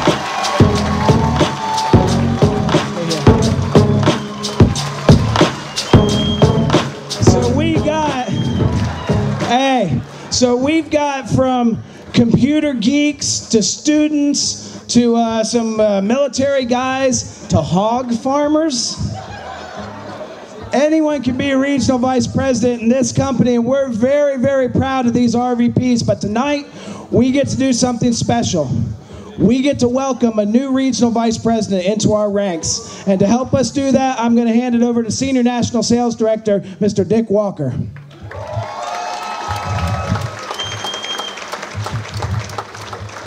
By the way, I was a vice president of a bank for $1,200 a month. Yeah, we have a new RVP promotion to make tonight, and I want to say a couple of things. Johnny Lavin was and Connie Tomei and a number of people, Randy Tyndall, were in our base shop, and believe me when I say this, when people came into the business, all we talked about was creating. It used to be, it's district leaders now. It used to be sales leaders. Sales managers, actually, is what they were called way back when. And I used to preach this all the time because I was so simple-minded, Sam, I had to keep it pretty simple. And I said, if we create the most sales managers, we're going to win. And we did. And now, I'm going to tell you how simple this business is. Now, this is going to say, well, this is too simple a formula, but it's true. Whoever creates the most district leaders wins, period. You'll create the most fast start bonuses. You'll have more promotions to division and regional. You'll do everything bigger and faster. Now Brett has a leg up because of recruiting so many people. But if somebody figures out a way to produce as many district leaders as he does, they can give Brett a run for his money, even if they don't recruit as many people. Now, Brett's going to tell you why that isn't going to happen, and he's probably right, because he usually is. But believe me, this lady has done a special job. And in our base shop, we really concentrated. The RVP was the focus point. And what you focus on grows. And we even had a drawing, Johnny, remember we had it up on the wall, of an RVP factory, how we had a person come in and you'd go to the different places, and out on the other end would come RVPs. And we were cranking out 3 to 4 first-generation RVPs per year. And we did that for about 4 years. And then I sat back and did nothing for the next 30. No, not quite. I'm kidding. But we really blew it out for about 4 years. And this lady has got the vision. So let me read some of this to you. She was licensed in October of '06. She's the mother of 2 girls, one 17 and one 14. And I'll let her tell you what happened to the 17-year-old today. But everything's fine. Everything's wonderful now. She's been married for 18 years. She found Primerica through a friend, was a school teacher for 5 years and a family therapist in a Broward County school board. She has a master's degree, which should set you up for life if you go to school and get a master's degree. She has a master's degree which did not allow her to pay her school loans. After getting her master's degree, she couldn't afford to pay them back. Thank you, educational system. Through Primerica, she has been able to leave her job and become an RVP within the company. Listen to this. She averaged $25 a month in income, part-time for 8 months. She went full-time. Pardon me? What'd I say? Oh. She's averaged $2,500 in income per month, part-time for 8 months. Sorry. English language and I still have a bit of a problem. She went full-time, and she replaced her income very quickly. She's been on every company trip since she started. Orlando, San Francisco, Atlanta, San Diego, Puerto Rico, and Las Vegas. She received the MVP in her base shop in 2008, 2009, and 2010. She's been a double-digit recruiter for over 36 months. As of Wednesday's numbers, she's tied for number 2 of all the RVPs for new licensed reps on the leaders bulletin for this school. She's also the number, if she was an RVP in this competition, which she wasn't, so she was competing with the RVPs, and she'd beat most of them. She was the number 3 RVP in personal builder's premium for this school, number 14 in all RVPs for cash flow on her leaders bulletin for this event. And I tell you, as excited as I was when I went to RVP, the most exciting thing was when I promoted an RVP. So it gives me a great deal of pleasure to promote to Regional Vice President tonight in an unbelievable, mind-boggling school that you're a part of. Give it up for our newest RVP. A couple things to her. When I promoted an RVP, I used to tell him this all the time. So I just want you to know that starting tonight and tomorrow, the air will be a little bit better that you breathe. It'll smell better. The food will taste better.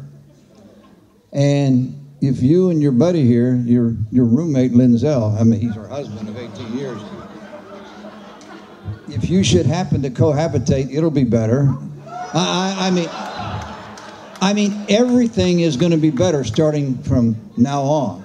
So congratulations to the ranks of Regional Vice President, darling.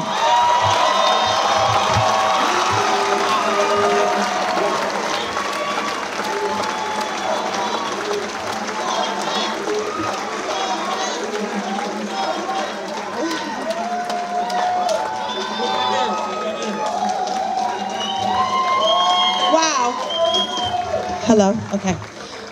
Well, thank you, everyone.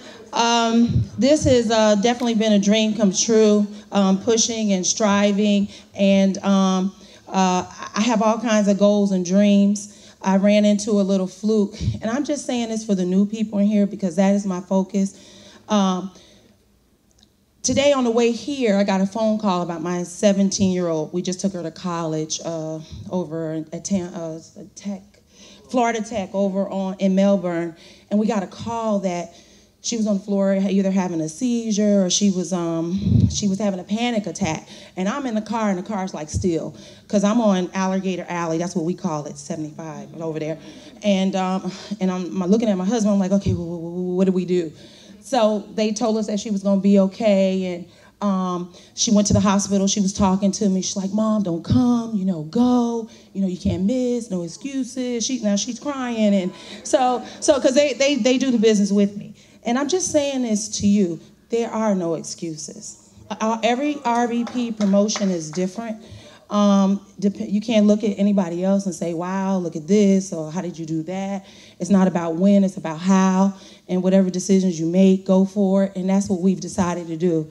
And I have to tell you this, and this is not the norm, and if you don't have to do it this way, don't. But when we were regional vice president, we gave up everything we had, okay?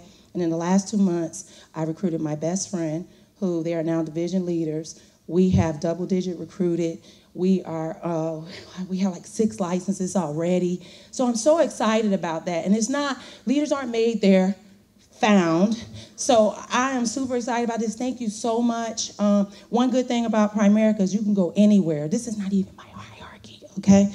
It's not even my hierarchy, but, and I feel so at home. So thank you guys so much. I'll see you in Orlando, because I don't miss a trip, okay? And just thank you so much. Nicole Williams. Let's give all these RVPs a big hand as they grab their seats. Thank you, thank you. Hey, and you talk anything bad about Primerica, you're going to have to fight with me first. I'm telling you. All right, guys. Hey, here we go. This next speaker, man, we are so fortunate. You know, as they said, this guy was a student. When I started in this business, this young man was 11 years old. He wasn't even a child rider at the time, okay? He has come into this business and he's torn this thing up, all right? And I'm telling you, we are so proud. And you know, as I say, if you are the #1 recruiter, for the most part, you're the #1, just like Dick Walker says. You're going to be the #1 who produces district leaders. If you produce district leader, I'm telling you, your premium is going to be #1 and your cash is not going to be #1, all right? But he's got a secret weapon. He had to come down to Florida to find his secret weapon, and secret weapon in Andrea, all right? But I'll tell you, hey, and I'm telling you that we are so fortunate that in this room alone, not only do we have the #1 base shop in the country, we have the #2 base shop in the country, and we also have the #3 base shop. And that is totally unheard of in a school, okay? So without any further ado, I don't want to take anything away from him. I don't want to take no more time from him. I want to bring him up and let him rip, okay? So if you would, big round of applause. Everyone, I'm talking about South Florida, I'm talking about Georgia, and I'm talking about Tampa.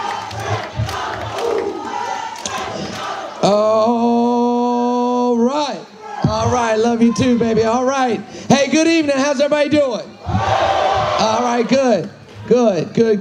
It's exciting in here, and we really appreciate everybody coming out. I'll tell you, the guest speaker we got is obviously the #1 guy in the Primerica right now, and the base shop is obviously very impressive, and we look up to what you guys are doing. We really appreciate all that you do, all the work you put in, all the numbers you produce. You guys are studs. So we appreciate it, really.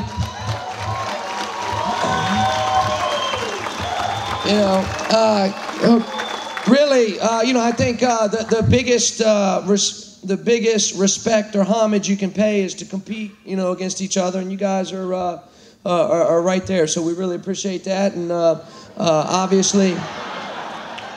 What I did think was kind of cute was how all 3 people from Tampa stood up and yelled in unison. That was kind of cute.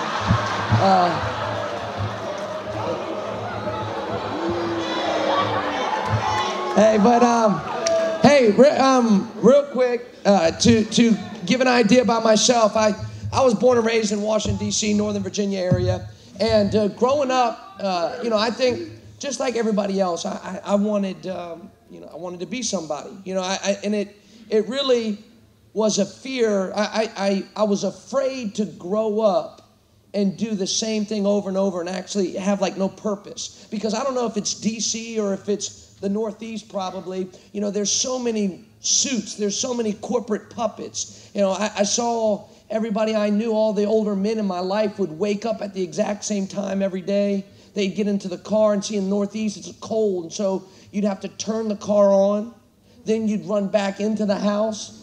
It's called warming up the car. And, I went down to South Florida, and I was like, hey, did warm up the car? And they're like, warm up the car? What's that mean? And I'm like, yeah, you would turn the car on, then you'd come back in and have a cup of coffee and wait for the car to warm up, And, scraping the ice off. I don't know what it was, but it literally scared me to death when I was, 14, 16, 18, to think that I was going to go through life and it would be like Groundhog's Day, where I would get into the same car, drive around the same beltway.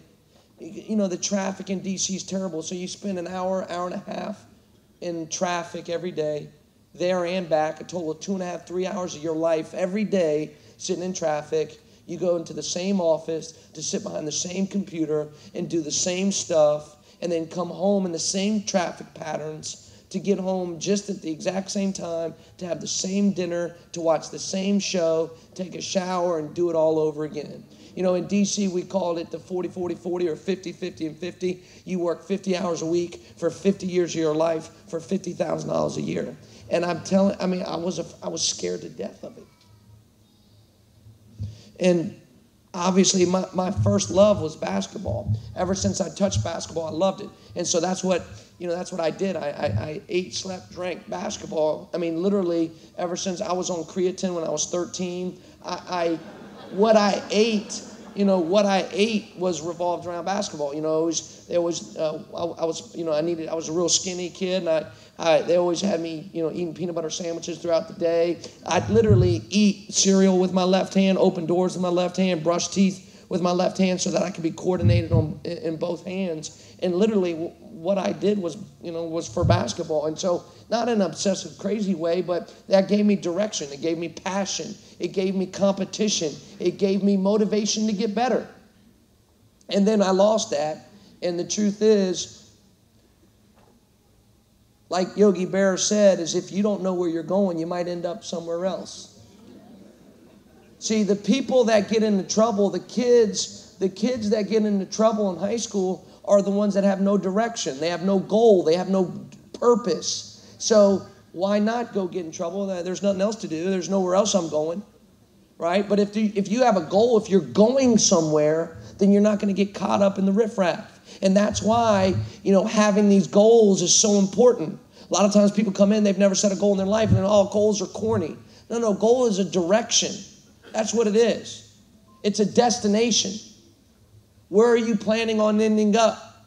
And if you think a destination's corny, think about getting in a plane that has no destination. You know, that's not corny. That's pretty important. And so the point was, for the next 3 to 4 years of my life, I had no direction. So I got into trouble. I hang out with the wrong kids, you know, drank too much, you know, slept too much, partied too much, and did stupid stuff. And again, just was totally afraid of going up and being just like everybody else. So, you know, throughout life, I was always taught, you go to school, you get good grades, you get a good job. And so I went to Virginia Tech. I graduated from Virginia Tech. And then it was time to find a good job. And based on what I saw, there was no such thing as a good job. See, I guess at the risk of sounding corny, if I was going to live one life on this planet, I really wanted more. I wanted more money, time, freedom, options. I wanted to give more back to my family, more back to the community, more back to the church. I wanted to give more back to, you know, I wanted this world to be better off after I was here than before I was here. I wanted to be somebody. And the harsh reality was, now I know it's harsh, but the reality was this: nobody that I knew that had a job had what I wanted. Nobody. Not almost nobody, nobody. And that's not about being mean, it's just the facts. Nobody that had a job had what I wanted. Why was that so important? Because I wasn't the smartest, I wasn't the sharpest tool in the shed.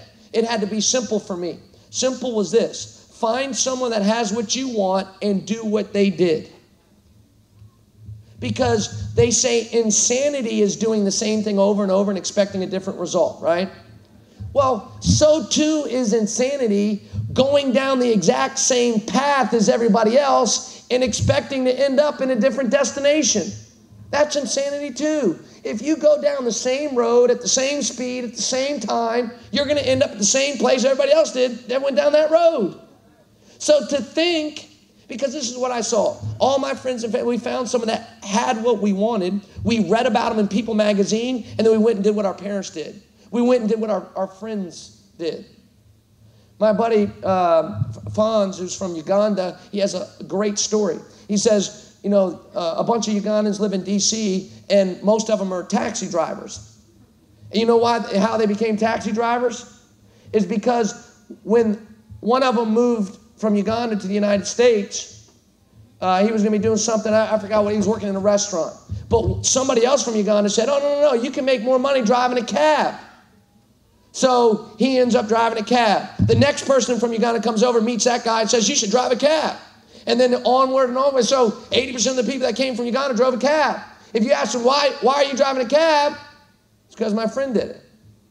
It's absolutely insane to think that they can end up driving a cab but somehow end up in a different destination. They're not going to end up doing the same thing and end up in a different place. But that's what all of my friends thought, that they were going to go to school, get good grades, start at the corporate ladder, and work their way up and be something that's never happened. So again, there was no such thing as a good job. No, there was nothing that had what I wanted. So there I was, 23 years old, and the only types of people that had what I wanted was the rock stars and entertainers and movie stars, right? The Jay-Z's, Puffy's, Tom Hanks, Tom Cruise. The athletes had it. Tiger Woods, Michael Jordan, Magic Johnson, Kobe Bryant. And that's why growing up when we were all 9, 11, and 13, we all wanted to be rock stars, entertainers, movie stars, and athletes. It wasn't just for the money. It wasn't just, but it was for all of that. To have a life where people, recognized you and knew you and were excited. And we wanted to be that. We wanted to be famous. We wanted to be somebody. We wanted to. And then we hit 20, 25, 30. We realized that's not going to happen. And we all give up on our goals and dreams and settle for a life of average and ordinary. I saw all of my friends give up on their real goal and dream and go into a cubicle or an office to perform a job they didn't love for money that was just enough to get by.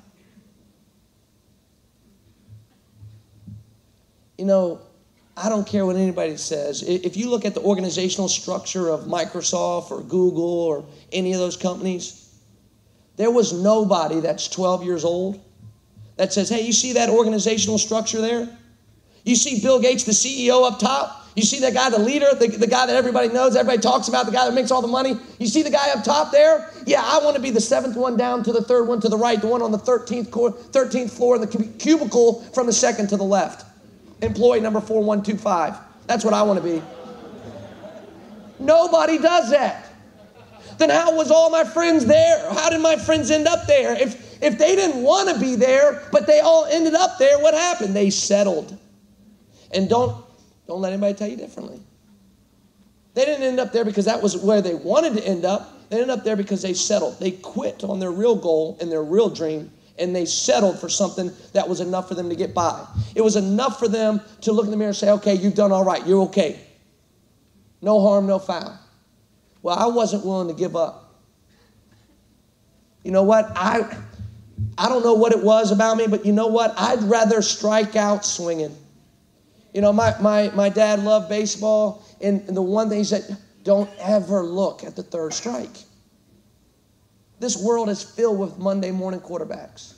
This world is filled with, do you know how many times people talk about, if I was the manager, if I was the owner, I would do this or do that or I'd do this. Last year, or maybe it was 2 years ago, Bill Belichick went for it on 4th down, deep in his own territory. And for 2 weeks, people talked about what Bill Belichick should have done. Was he right? Was he not right? Was he right? There's only one person that knows whether he was right or not, and that's Bill Belichick. Bill Belichick made the call because Bill Belichick's call to make. Nobody else cares what I think. Bill Belichick should have made a call. So again, I remember one time I had a dream, and I was passing away in the dream, and someone said, well, hey, Brett, you haven't reached your goals yet. You haven't reached your goals. You haven't reached your dreams. You haven't got there yet. You didn't retire your parents yet. And even if that was the case, even if my lights turned out before I got there, the thing that I always think is at least I fought. At least I fought. At least I still went for it. I still dreamt. I didn't quit.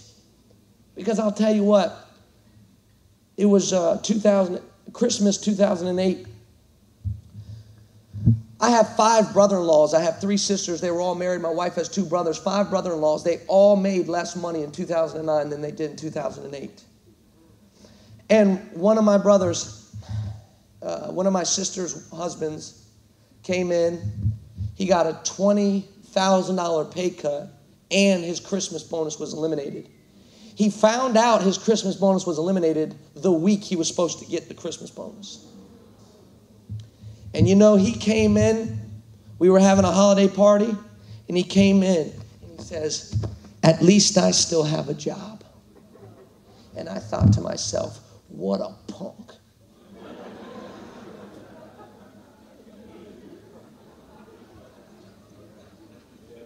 Some grown man just took my sister's well-being away.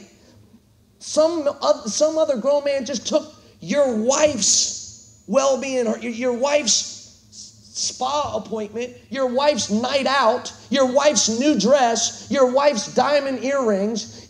Some grown man just took your son's Nike Jordans, your son's new basketball camp, or your son's private school, and all you have to say for yourself is, at least I have a job.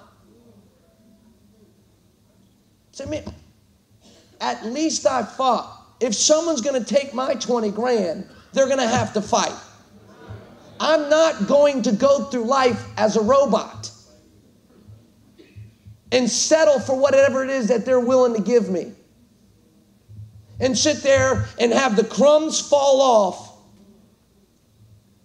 and somehow act like I'm providing for my family because someone's crumbs fell close enough to me. I couldn't believe, when I stepped back and saw what it was that I saw. There was one other person that had what I wanted, and it was the business owners. The Bill Gates had it, the Donald Trumps had it, but the good thing was millions and millions of small business owners had it across the world. People that I never knew, people that walk down the mall the same way, but they have what we want: the time, the money, and the influence, the freedom, the things that we crave. They have by being small business owners. And those were the only three types of people that I saw that had what I wanted: rock stars, entertainers, movie stars, athletes, and business owners. For 17 years of my life, I tried very hard to be an athlete. Wasn't good enough, didn't work hard enough, whatever it was, didn't make it. For about 3 months, I wanted to be a rock star. I finally sang in front of somebody and realized that wasn't going to happen. I would have been a rock star. I would have been an athlete. I would have loved to. But I didn't, I couldn't, I wasn't. So then the reality was, there was one option left: start my own business or settle and quit like everybody else. There I was at 23 years old, and I had been taught by everybody that was in my life. And I've noticed that 98% of us, all we ever get taught by are the people in our life. Our family, our parents, our cousins, our teachers, our neighbors.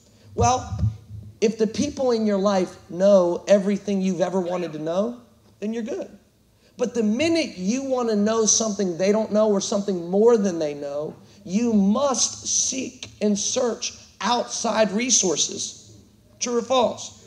See, if everybody that I ever associated with, none of them spoke Spanish, if I want to learn the language of Spanish, I'm going to have to seek outside counsel. But most people, like myself, born in the middle class, nobody I knew really had money. And when they get presented with an opportunity to make money, they say, let me talk to my friend, let me talk to my buddy, as opposed to trusting outside counsel, as opposed to seeking out the answer. So that's what I did. At 23 years old, I started reading books written by the people that actually had what I wanted.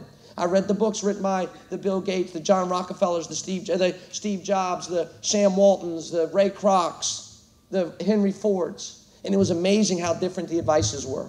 My friends, family, and coworkers were all about go to school, get good grades, get a good job. Now that you have your bachelor's, Brett, you need to go up to Boston and get a master's. That's what they told me. But it seemed like all the guys I read about, all the guys I wanted to be like, they all dropped out of school. Bill Gates dropped out, Steve Jobs dropped out, Michael Dell dropped out, Larry Ellison dropped out. The fact was, when I graduated, 4 of the richest 5 Americans were college dropouts. That's a fact. My 3 favorite businessmen of all time: Ray Kroc, who gave us McDonald's Corporation and popularized the franchise; Henry Ford, who gave us Ford Motors and the assembly line; and Andrew Carnegie, who gave us U.S. Steel. None of those 3 even finished high school. Now, I'm certainly not telling you that if you drop out of school, you'll be a millionaire. But obviously, education doesn't equal wealth. Education has nothing to do with wealth. Education equals knowledge, and that's good to have. But there's a lot of educated broke people. What the wealthy people have in common Every year, the Forbes magazine comes out with the richest 400 Americans, and every year they have one thing and one thing only in common, and that's they all work for themselves. You look at Forbes' 400 richest Americans, and the only thing they have in common, it's not their race or religion or gender or what part of the country they're from or what industry they're in. The only thing they have in common is that they all work for themselves. So there I found it. I found the answer. Because the good thing about business, that's not true necessarily about sports or entertainment. In sports and entertainment, you got to have some God-given ability. It'd be help. There's certain things I can't do that could help. Like if I grew about a foot, that'd help me out in my basketball career. But I can't grow. I can't press a button. I can't do certain things. It is what it is. I can't sing, right? There's some people that are born without coordination. Can't dance, don't look good, whatever it is.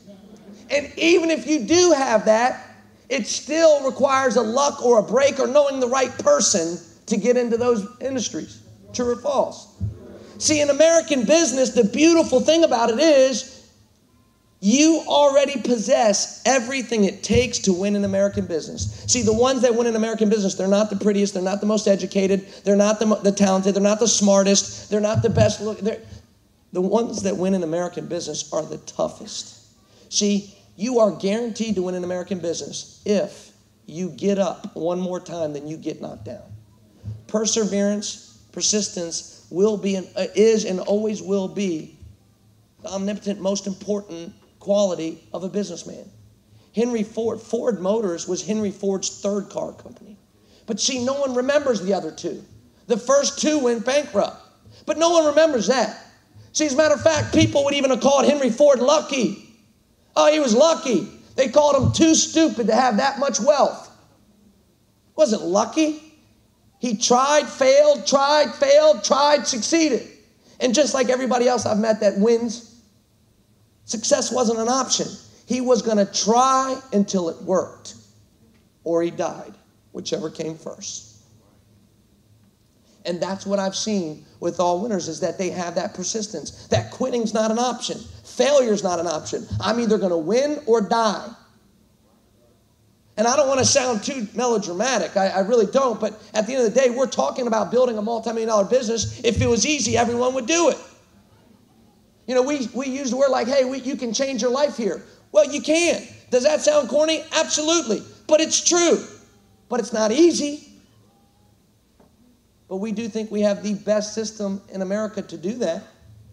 But you still have to become the person. And we were talking about that earlier today. You still have to become the winner. You still have to become the master, the person that's actually worth $1 million.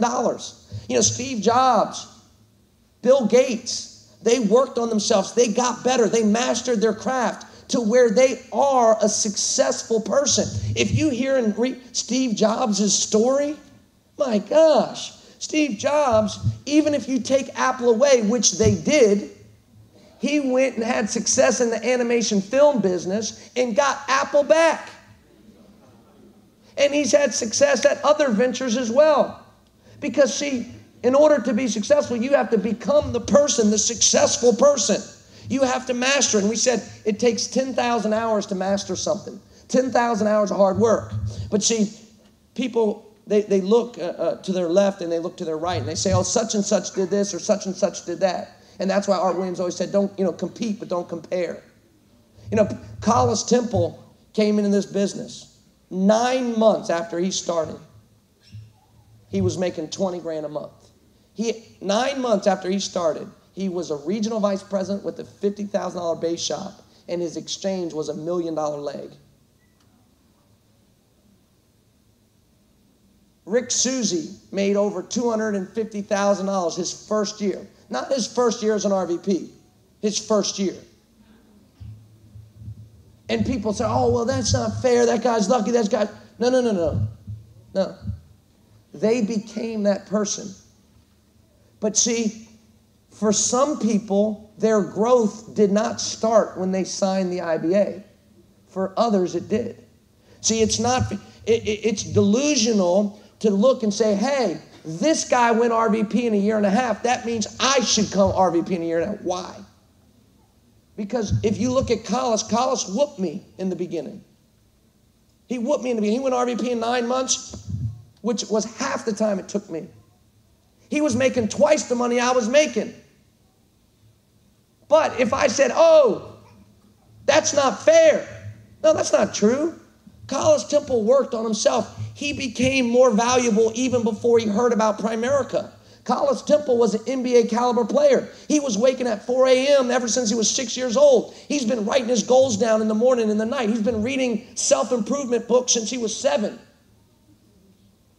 He's been waking up at 5, 6 a.m., lifting weights and running miles since he was 12.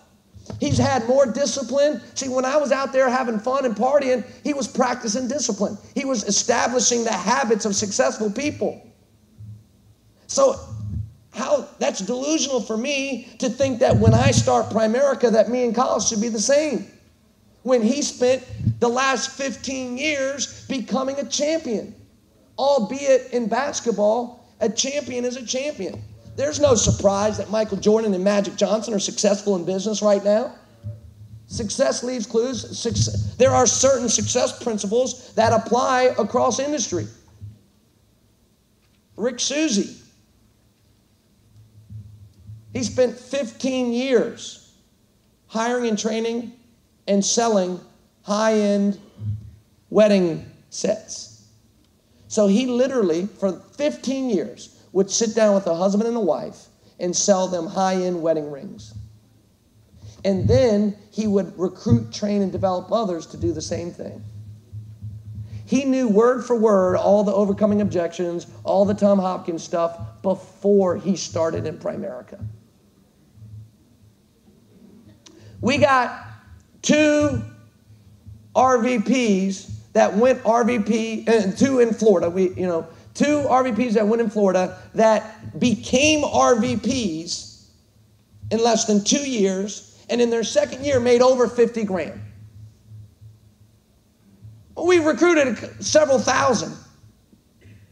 And do you think it's a coincidence that the 2 that did that faster, the Dodgersons and Will and Pauline St. Jean, do you think it's a surprise that they both had businesses previously?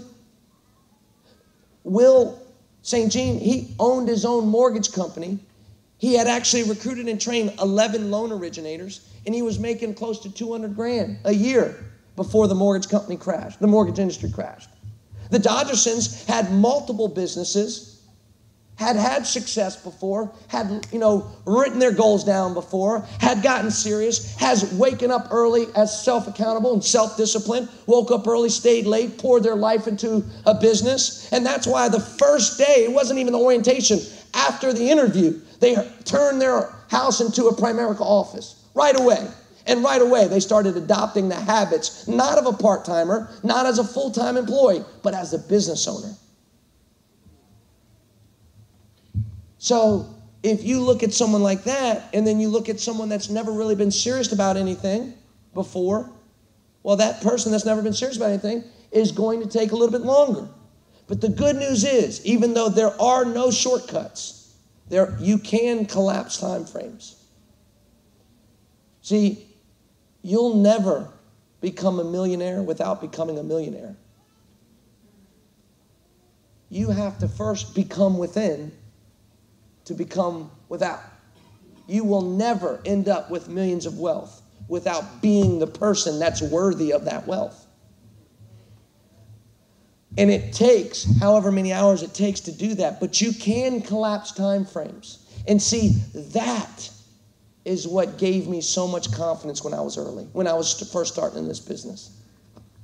Let me tell you, when I started, a guy named Mark Blass trained me. And what a great trainer he was. Honestly, to this day, I'd tell you pound for pound, he's the best field trainer in Primerica. And he told me, he goes, Brett, the average person is 1 out of 10. Meaning 10 people walk by, they can get 1 client. He goes, me, I'm good. I'm experienced. I've been in the business 13 years. I'm 1 out of 5. He goes, you're like 1 out of 20. Now think about this. Average person, 1 out of 10. Mark, 1 out of 5. I'm 1 out of 20. Most people look at that as depressing negative news. Oh, that's not fair. That's not fair. Hey, listen, we said you're guaranteed to win here. We didn't say it was going to be as easy as that guy. You might have to work twice as hard as that guy, but you're still guaranteed to win. See, I saw that as great news because 1 out of 20 is just as certain as 1 out of 5. So if I had to get 4 to win, I had to talk to 80. I had to sit through 80, right? I had to talk to 80 people. Mark, 1 out of 5, he only had to talk to 20. So he talks to 20, get 4. I talk to 80, get 4. But see, you want to know where my confidence came in? It wasn't that I had talent. It wasn't that I had skill. My confidence came in my willingness to work. Because the one thing I was thinking was this. Hey, guess what, Mark? I bet you I'll get to 80 before you get to 20. I bet you I'll work 4 times harder than you. I'll bet you I'll wake up 4 hours earlier. I bet you I'll stay up 4 hours later. And see, that's where my confidence came in.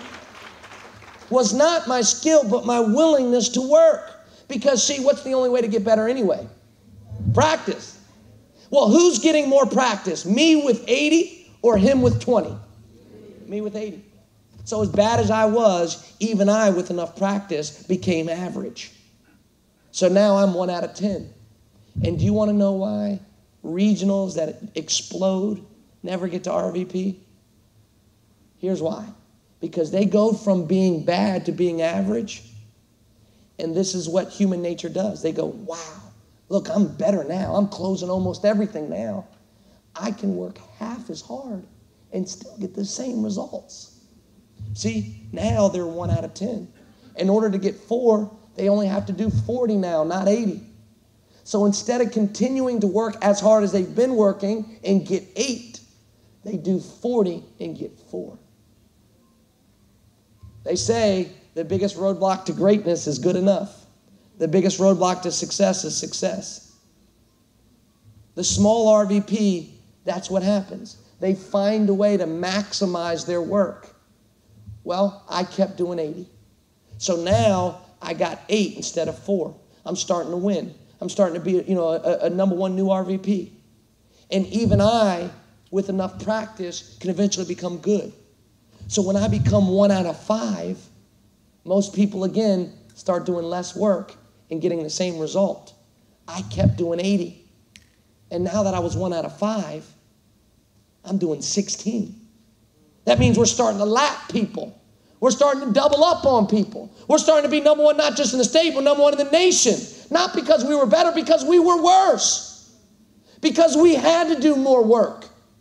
And because we had to do more work, we got better faster. We collapsed time frames. We had more practice, more chances, more efforts, more shots at the hoop. The more shots you take, the more go in, the more that go out. The good news is you don't get penalized for missed shots here. Problem, most people, the better they get, the less they do. Number 1 thing is, you see in the beginning, in order to be great, you have to first be good. In order to be good, you have to first be average. In order to be average, you have to first be bad. So there's a lot of sharp people that could win here. People sharper than me, smarter than me, better looking than me. Well, I don't know about that. No, I'm just kidding. Better looking, better hairline, better everything. All right? But they're never going to make big money because their pride is going to get in the way of them being bad. See, they're not willing to be bad first in order to get good. And I just urge you that the good thing, you got to be bad first. But at Primerica, once you master this, you'll never have to master anything else. Do you want to know why the average person doesn't accumulate wealth now?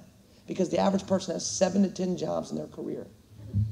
Well, if you're switching jobs that many times, it doesn't give you enough time to become a master at your job. Because if you do master it, you'll be wealthy. But if you switch every 3 to 5 years, how could you master it? Here, yes, you'll be bad for a little bit, but you'll quickly get average, then good, then great. And the good news is, the prize is so much better than you can even imagine. And nobody gets something for nothing. If there's a prize, there's a price. The bigger the prize, the bigger the price. But let me tell you something. Never focus on the price. Always focus on the prize. Because I promise you this in closing, that if you really knew, if you knew 100% certain that you had a signed guaranteed contract, that 2 years from now you'd make Dick Walker money, that 2 years from now you'd make Dick Walker money, the next 2 years you would endure any amount of pain that you needed to, true or false. You'd pay any price, bear any burden, carry any cross, because you know 2 years from now the prize would be Dick Walker type money. Focus on the prize, not the price. We'll see you at the top. Let's go, let's go. All right, but it is. Hey guys, this next person we're bringing up, we're so fortunate, man. This guy right here is one of my heroes. Let me tell you. Remember I told you when I first got in this business back in Atlanta? I was in Atlanta from 92 to 2000, 8 years. And when I first started in the business, I used to plug into all the different base shops. And one of the base shops that I used to go to, Sam doesn't know this, but I used to sneak into his base shop. While he was doing opportunity meetings, managers meeting, he thought I was a brother. I was the only Puerto Rican in there. And I'll talk to, man, and I just get everything from him, you know? And then he found out I wasn't part of his base shop and he kicked me out. But I still love him. All right? But listen up. This base shop last month, folks, 321 recruits. That is absolutely phenomenal. That is so commendable. And we're so fortunate to have him here and that team. So if you would, a big welcome, big round of applause, everything for him, the great Sam Shepard.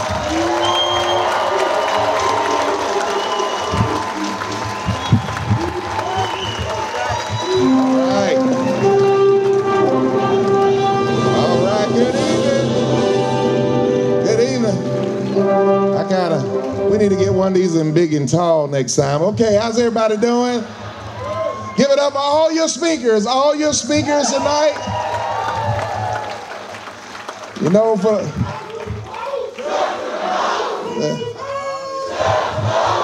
thank you.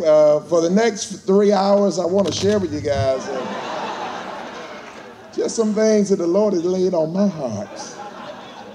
Hey, it's been a great night. Give it up for all the recognition. Give everybody a hand. Everybody's been recognized.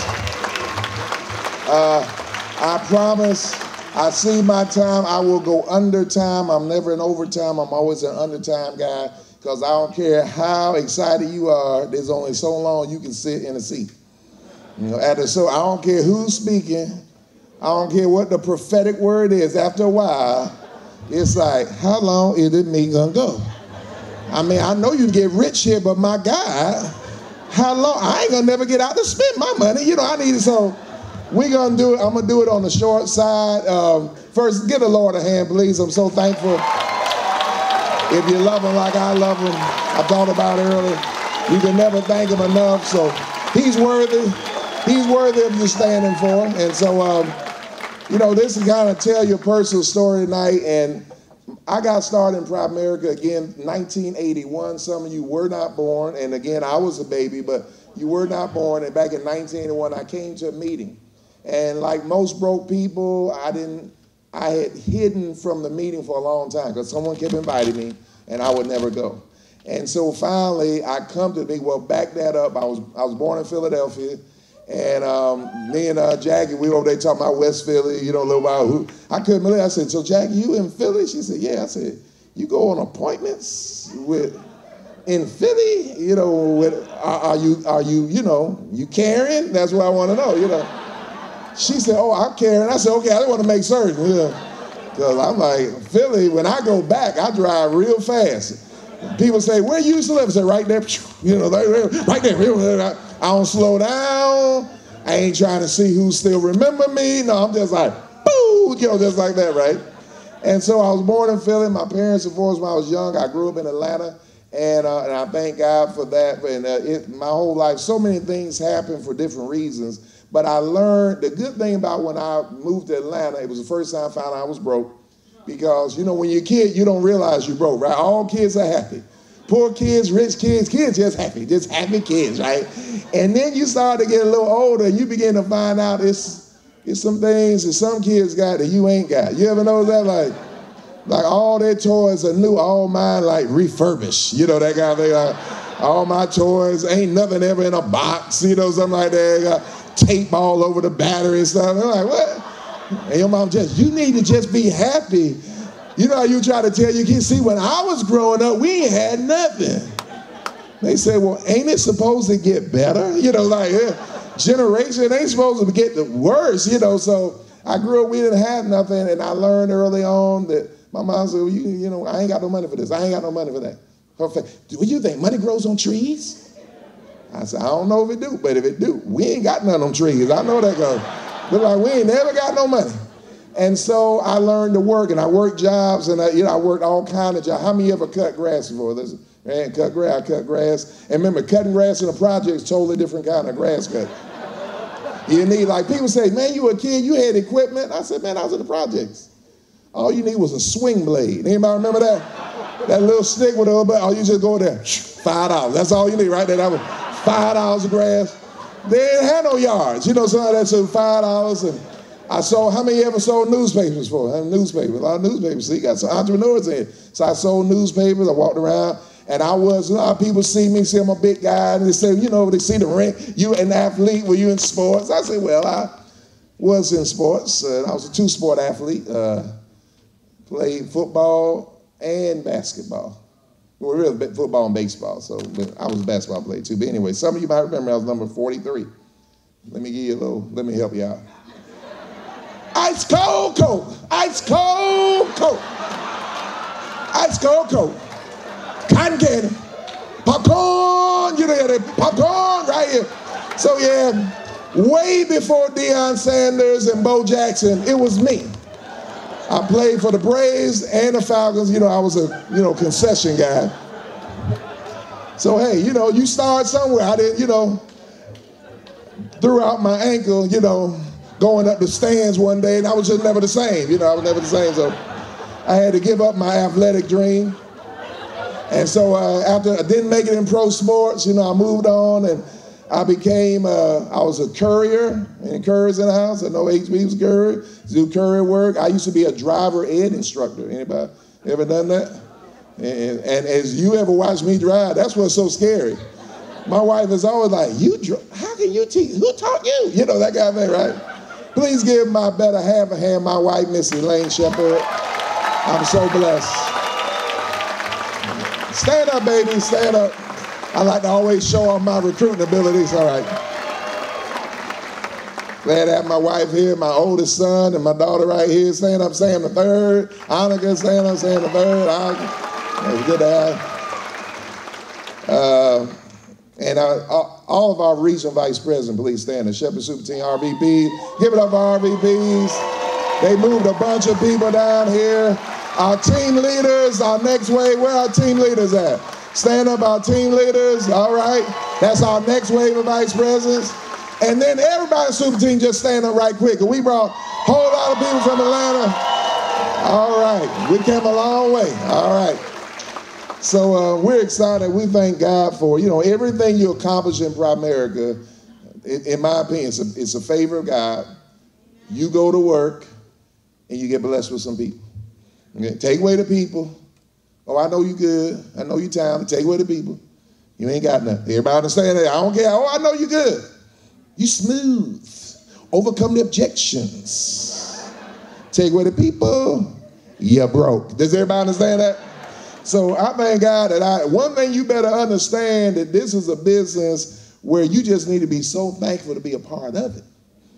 And then just work so hard to what you got to do, Sam? Your people, you just go to work. It was magic. I'd have sprinkled that dust on myself a long time ago, right?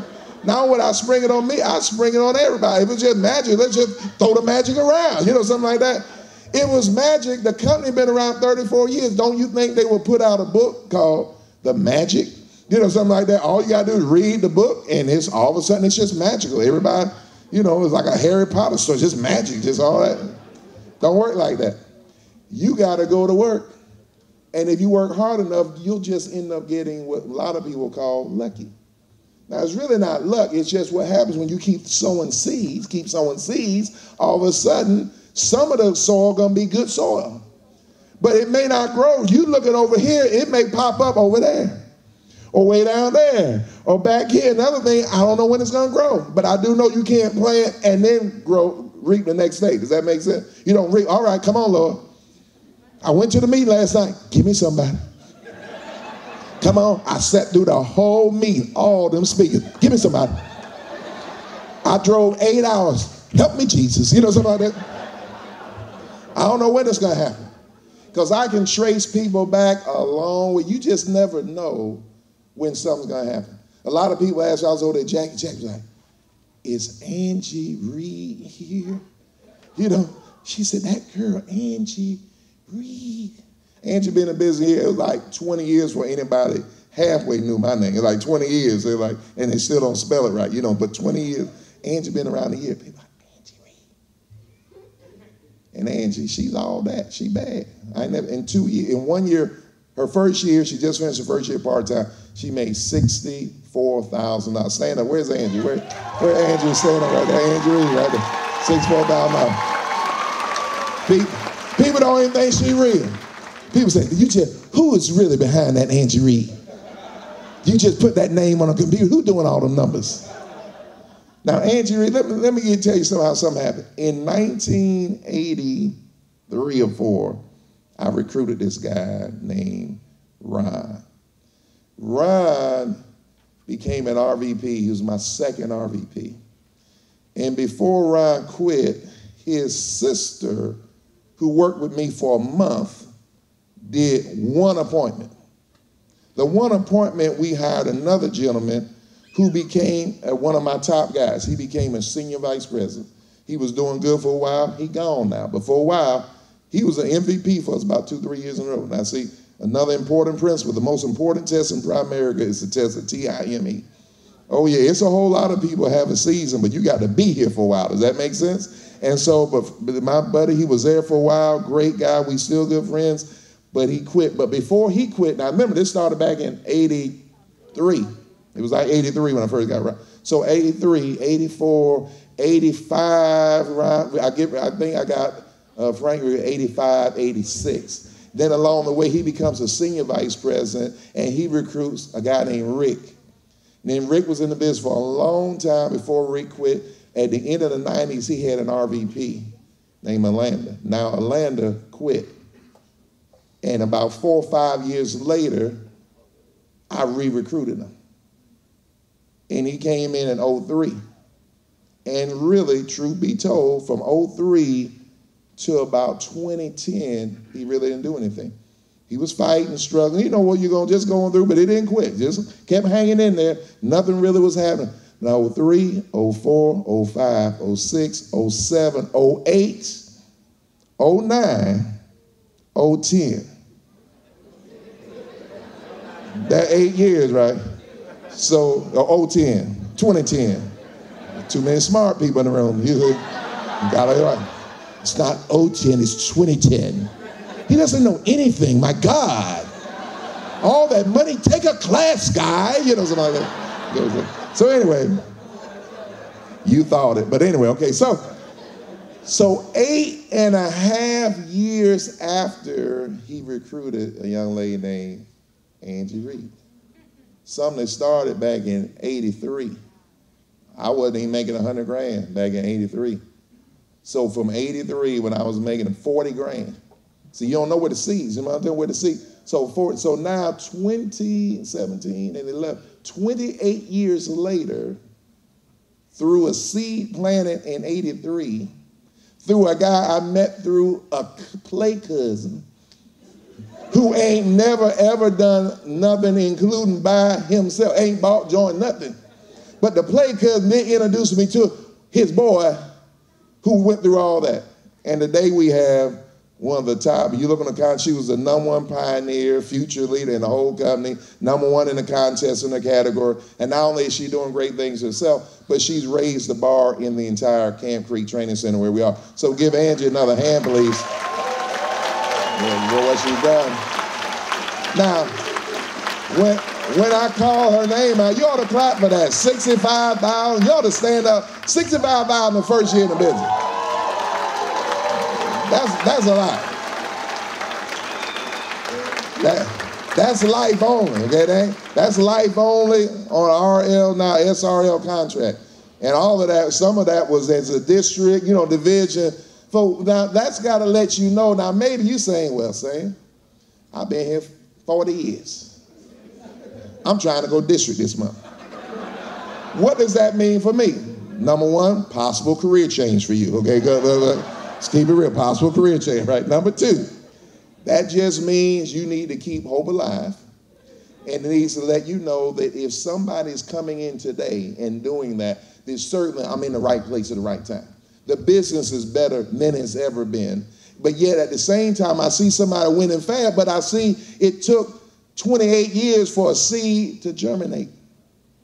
So it takes some time for things to happen. See, we want it right away. Most people join Primerica by the time they gave out them, shirts, them Art Williams shirts. By the time, you know how many shirts I got in my office? Folks recruited somebody, gone the shirt. Right now, if you don't have a shirt, you come by my office, I'm selling them $5 right now. I know Jason got some in the back. You do business with Jason, he'll help you out. But after you can help out and support Jason, he do some good stuff in PFS Media. But then come by my office, $5, okay, $5. Because the people, you understand how quickly people give up on themselves? They recruit one person, the next person say no, they say, I don't think this for me. How you don't think it? You ain't even done it. Well, I've been here 2 years, I ain't made no money. You went to school from K through 12, you ain't making no money. Something like that. Then you went to college maybe 4 or 5 years. Most people from 0 to 22, 25 ain't made a dime, right? And you yet going to school every day. You ain't in the 5th grade talking about where my money at. I've been going to school for 6 years. Where that? You're going to school. Folks, I looked at numbers from 0. You know that from 0 to age 25, it's like 18,000 days. That's how many days you spend before you kind of start to find a career. 18,000 days. That's a whole lot of days. Does that make sense? I think 18,000, that might have my numbers wrong. Let me look back at my numbers. I don't want to get it right. Let's look at that, because I jotted it down. I take that back. That's 9,000 days. That's still a lot of days. All right. 9,000 days, right? Now here's the next thing.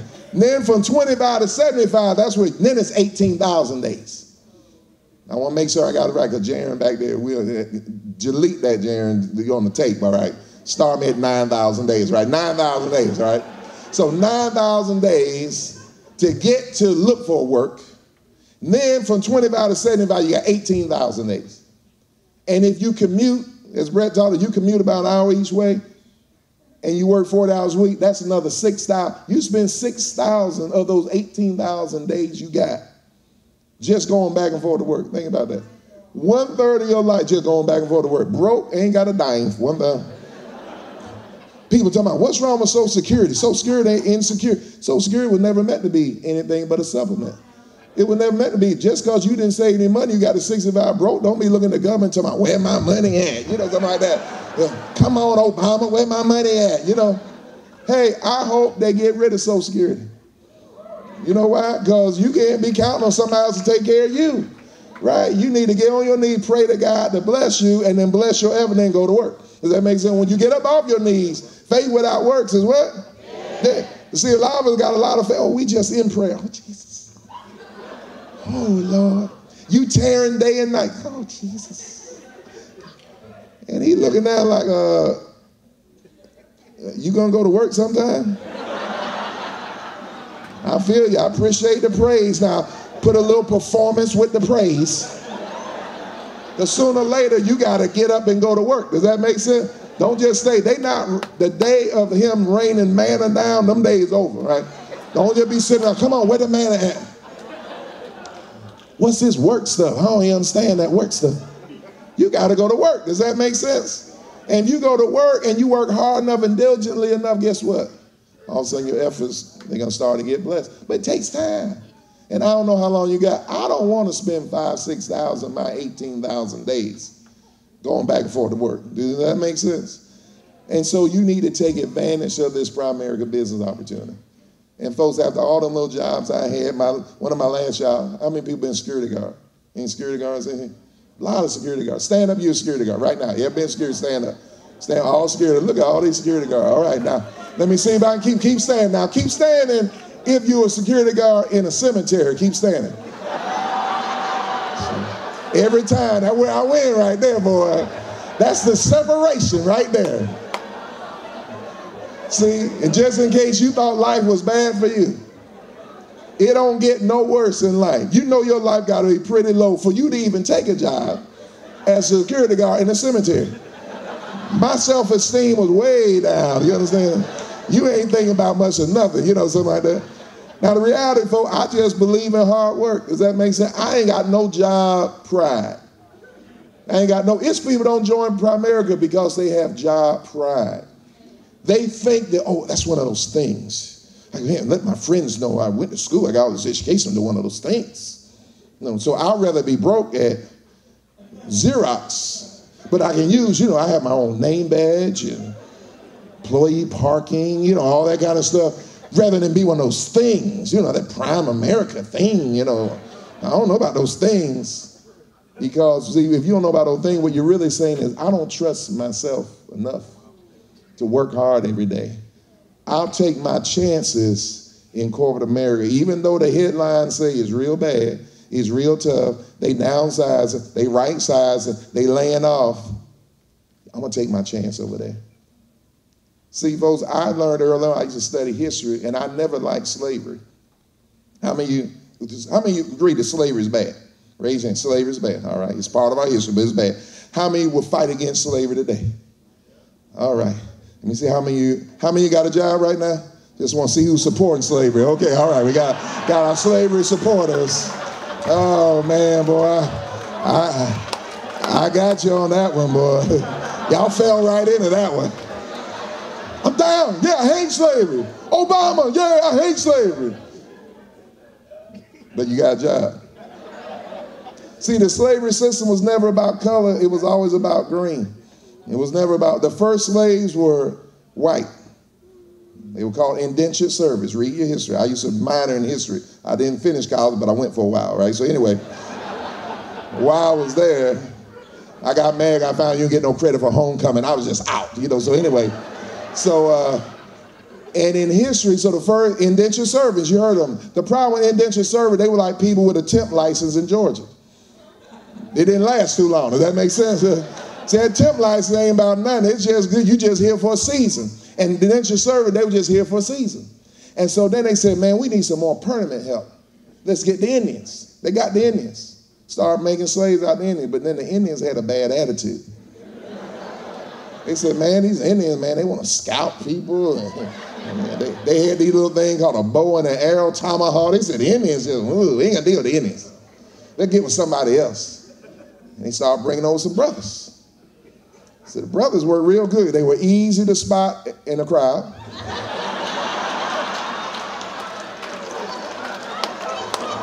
It was just kind of hard to be.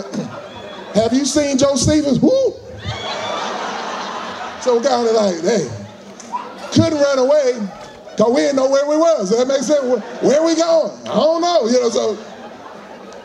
And so, but after a while, the slave system, it began to run out. Because in the old days, they said, you know, so the slave owners got together. They said, man, we got to do something. Because the slaves, they revolting, they running, you know. And so we got to do something. They said, let's make some changes. Because we got to modernize. So they said, let's go wait. We got to get rid of, like that thing, plantation. That's just a negative word. You know, right? You know, you go say, I just come up to you and say, hey, you want to work on my plantation? What are you like? Plantation? Man, I ain't down like that. How about my corporation? Okay, I'm with it. Okay. You know, change it up. I say, look, if you need some work, why don't you go to the slave auction? You know where they parade the slaves? A slave auction? I mean, the job fair. Yeah, the job fair. Yeah,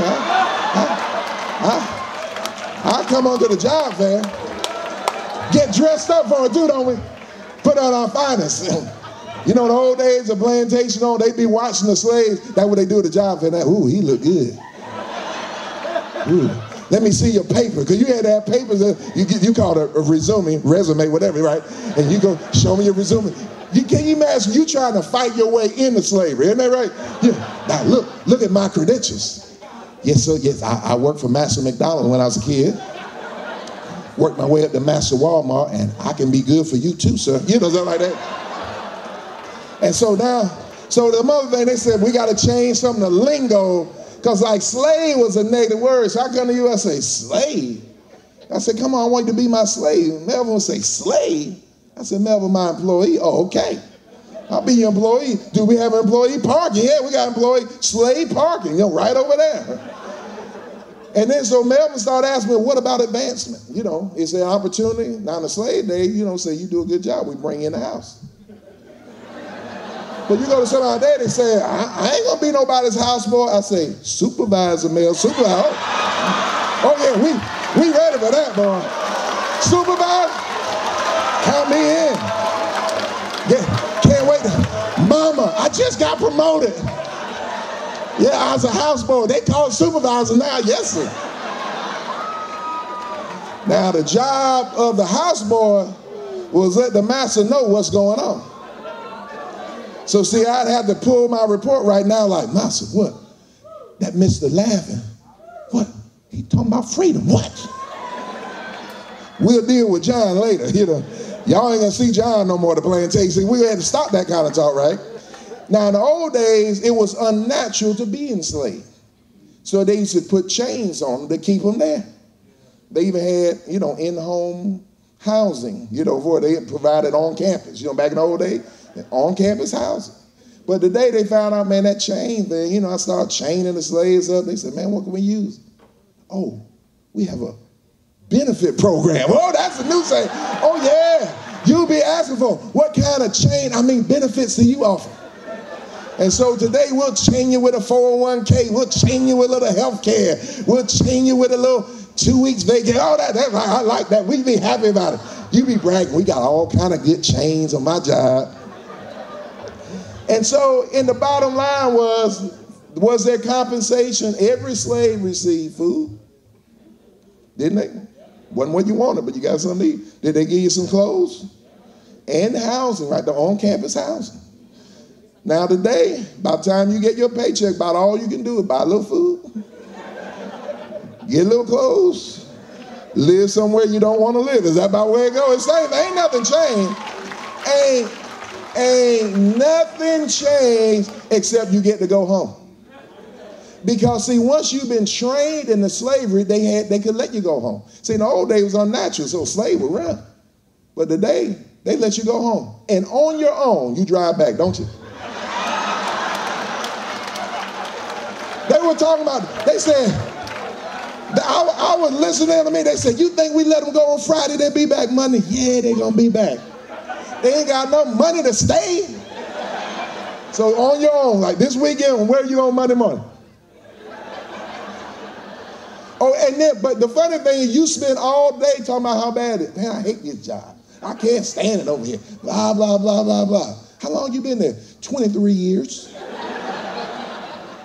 How many years do they have to abuse you before you get to a point of breakage? What does it take for them to finally sink in that you need a change? Well, as long as you'll accept it, you'll get it. Does that make sense? Don't get mad at the job because they never promised you nothing. They never once said, hey, we're going to make you wealthy. Hey, they said, hey, let me tell you how to keep your job. You do this, you do that, maybe we won't fire you. You knew the day you took the job it wasn't enough money. You remember that? Like, what's the pay? This the pay. You're like, is that it? I said, yeah. Okay. See you in the morning. Now, if you got a job, don't quit your job tomorrow. Don't go to work. Don't go to work. Yeah, now, down there, boy, saying we're talking about slavery. I ain't no slave. I ain't no punk. I'm out.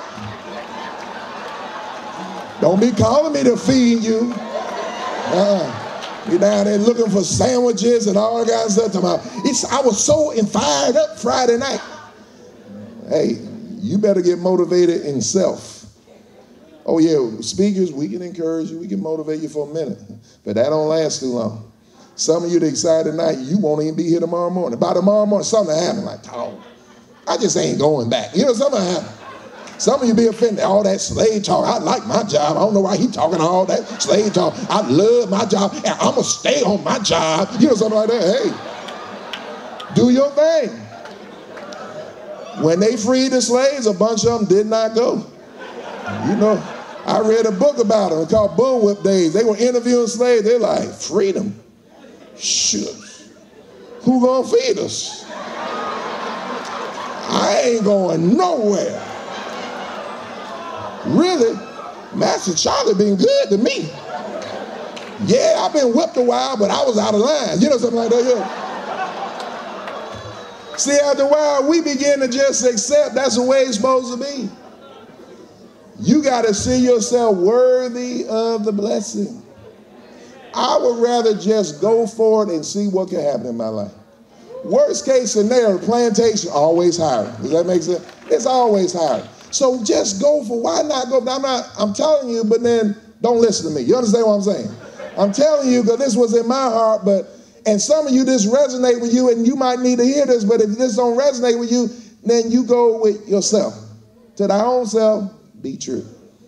And if you love your job, man, stay on your job. Some people always need a job because you won't work for yourself. You won't work unless somebody else tell you what to do because you don't have that little thing called initiative.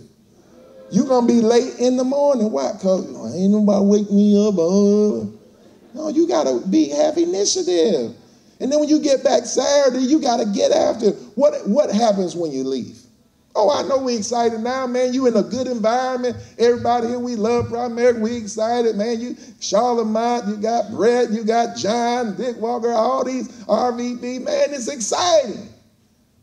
But when you're making that phone call, ain't nobody cheering then. You just sitting around the phone. You really be praying for a disconnect. You ever call and be praying? I used to be called, I pray, I hear doo-doo-doo, sweets. I said, I made my calls. You know, something like that.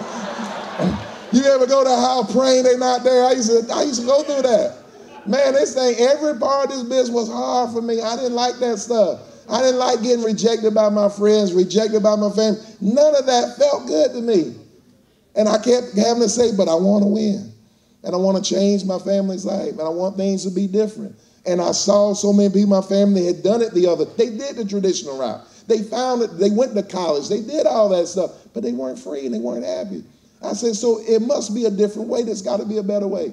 And just like Brett talked about, so many people I know that were successful had not graduated from college. So guess what? I'm not saying don't go to school. I'm glad my son went to the University of North Carolina, graduated, no debt.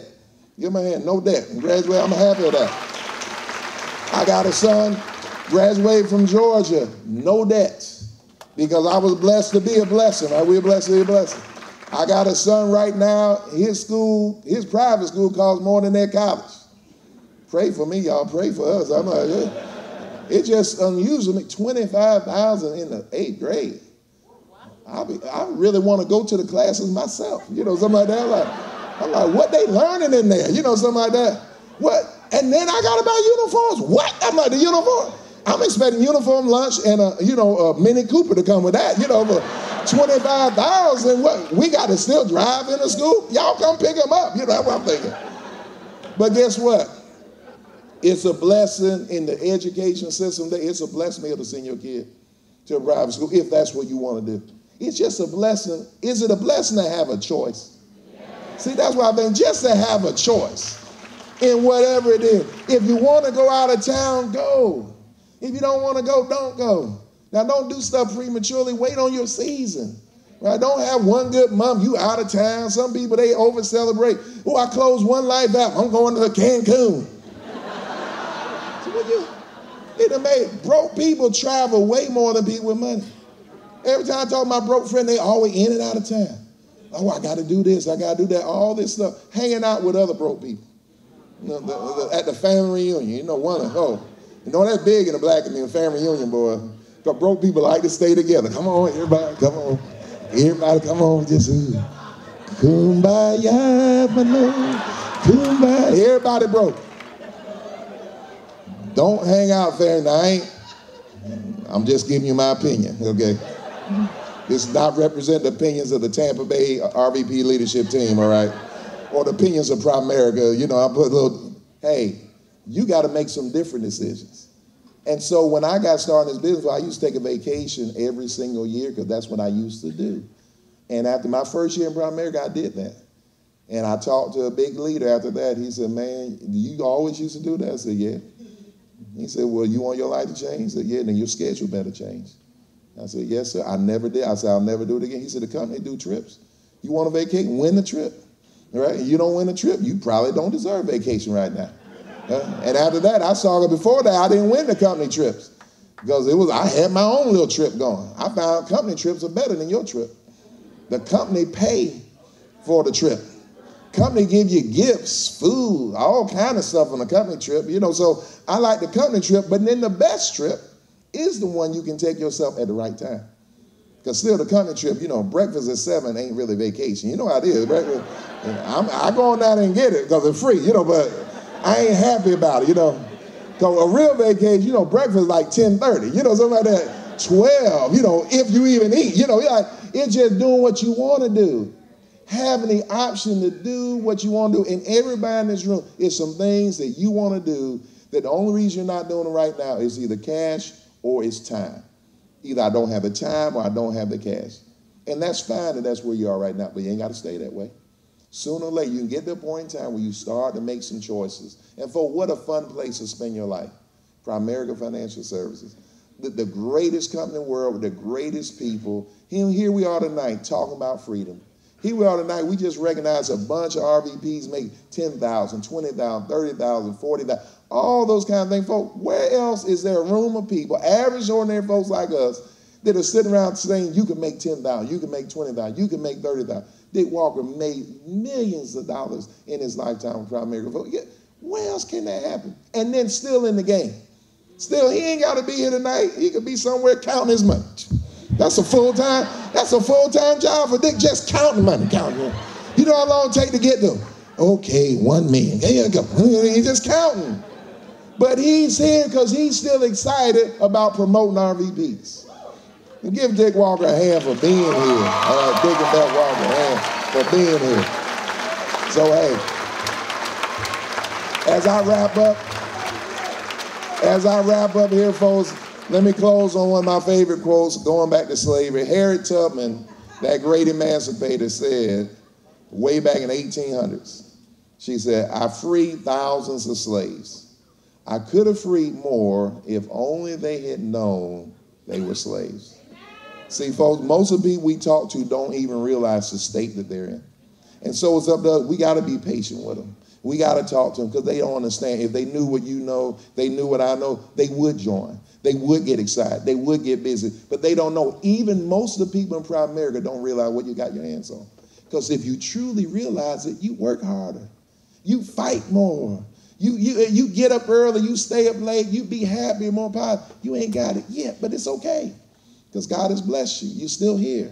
And you can go get it right when you leave here. So we're going to party. It's been incredible being with you guys. We're so honored. I'm so thankful again to our teammates to make that drive that they made. And all of you that came up from the South. People here from all. Everybody say, if you're local, you still sacrifice to be here because there's somewhere else you could have been. So I'm just thankful to be in this environment. Let's go do something great. We'll see you in the morning. Thank you. God bless.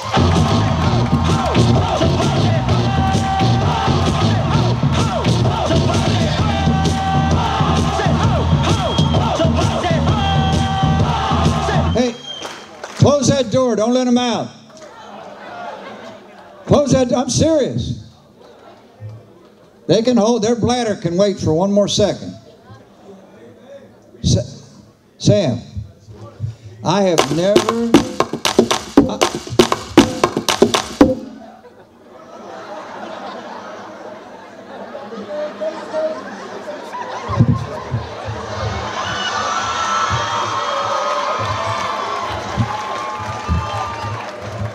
I have never,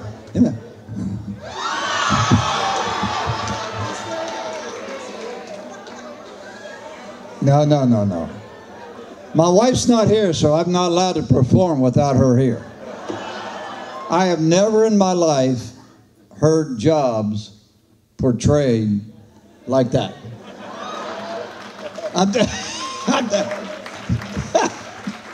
That is one of the, that is not only one of the best, but one of the funniest ways to describe jobs I've ever heard in my entire life. I just don't know, I don't know if I could learn that recruiting presentation. But Sam's a buddy, and I just, you know, I love this company so much. My best friends in the world are here, and it's a pleasure to be in business with people that you truly love being around. There's a difference. You can't pick your relatives, and you can't pick people you work with, but by God, you can't even pick the recruits sometimes come in your base shop. But I tell you what Sam can pick. He can pick the people he's going to work with. And you know who it is? It's the one to stick their heads up. You know, like Angie. What's her first name? Angie. Like Angie, she comes in here and blows a whole bunch of guys, you know what, in the dirt, baby. And she loves doing it. And she loves doing it. But Sam has created, seriously, Sam and Brett both have created a simple, duplicatable system that people can buy into where they can go attract large numbers of people. And this is something that Sam did something. He did something in the month of June. Is it June, right? I believe the number was 321. 321 recruits in the base shop. 321. A new record. A new record. So we've got something for the Shepherd team. The Shepherd Super Team. #1 record-breaking recruits. The previous record up till that time was 298 or 299 or something like that. Now tomorrow, I've been told there's something going to happen tomorrow also. But tonight we want Sam to have this. And John, if you got that queued up, now before you start it though, I really mean this sincerely. We truly are blessed people. There's millions of people in America that have never, I know this is hard to believe, have never heard about Primerica. They don't understand. They've never even been given the chance to be part of what you're part of. We're on this earth. Art Williams used to tell me this all the time. We're on this earth, and wherever Rita is, if she's still back there, she's heard it like as many times probably as I have. We're here, but for a flicker. And if you don't make a difference while you're here, why take up the space? Why breathe the air? This isn't about me. This is not about Sam. It's not about Brett Burks. It's not even about my buddy Johnny and Patty Lavin. It's about the lives that we touch. And I'm so proud of the fact that we have provided millions and billions and billions and billions and billions and billions of dollars of protection for middle America. I'm telling you, don't take this for granted. The older you get, the more you understand what I'm saying. Don't take this opportunity for granted. You go to bed tonight, and if you're happy and excited about being part of Primerica, you know, say a little prayer for Art and Angela Williams, because it's because of them that we've all got this opportunity. So, I love y'all. I can't be here tomorrow, but I think we should close the meeting tonight and give thanks for what we're a part of. So, Johnny, if you got it ready to go.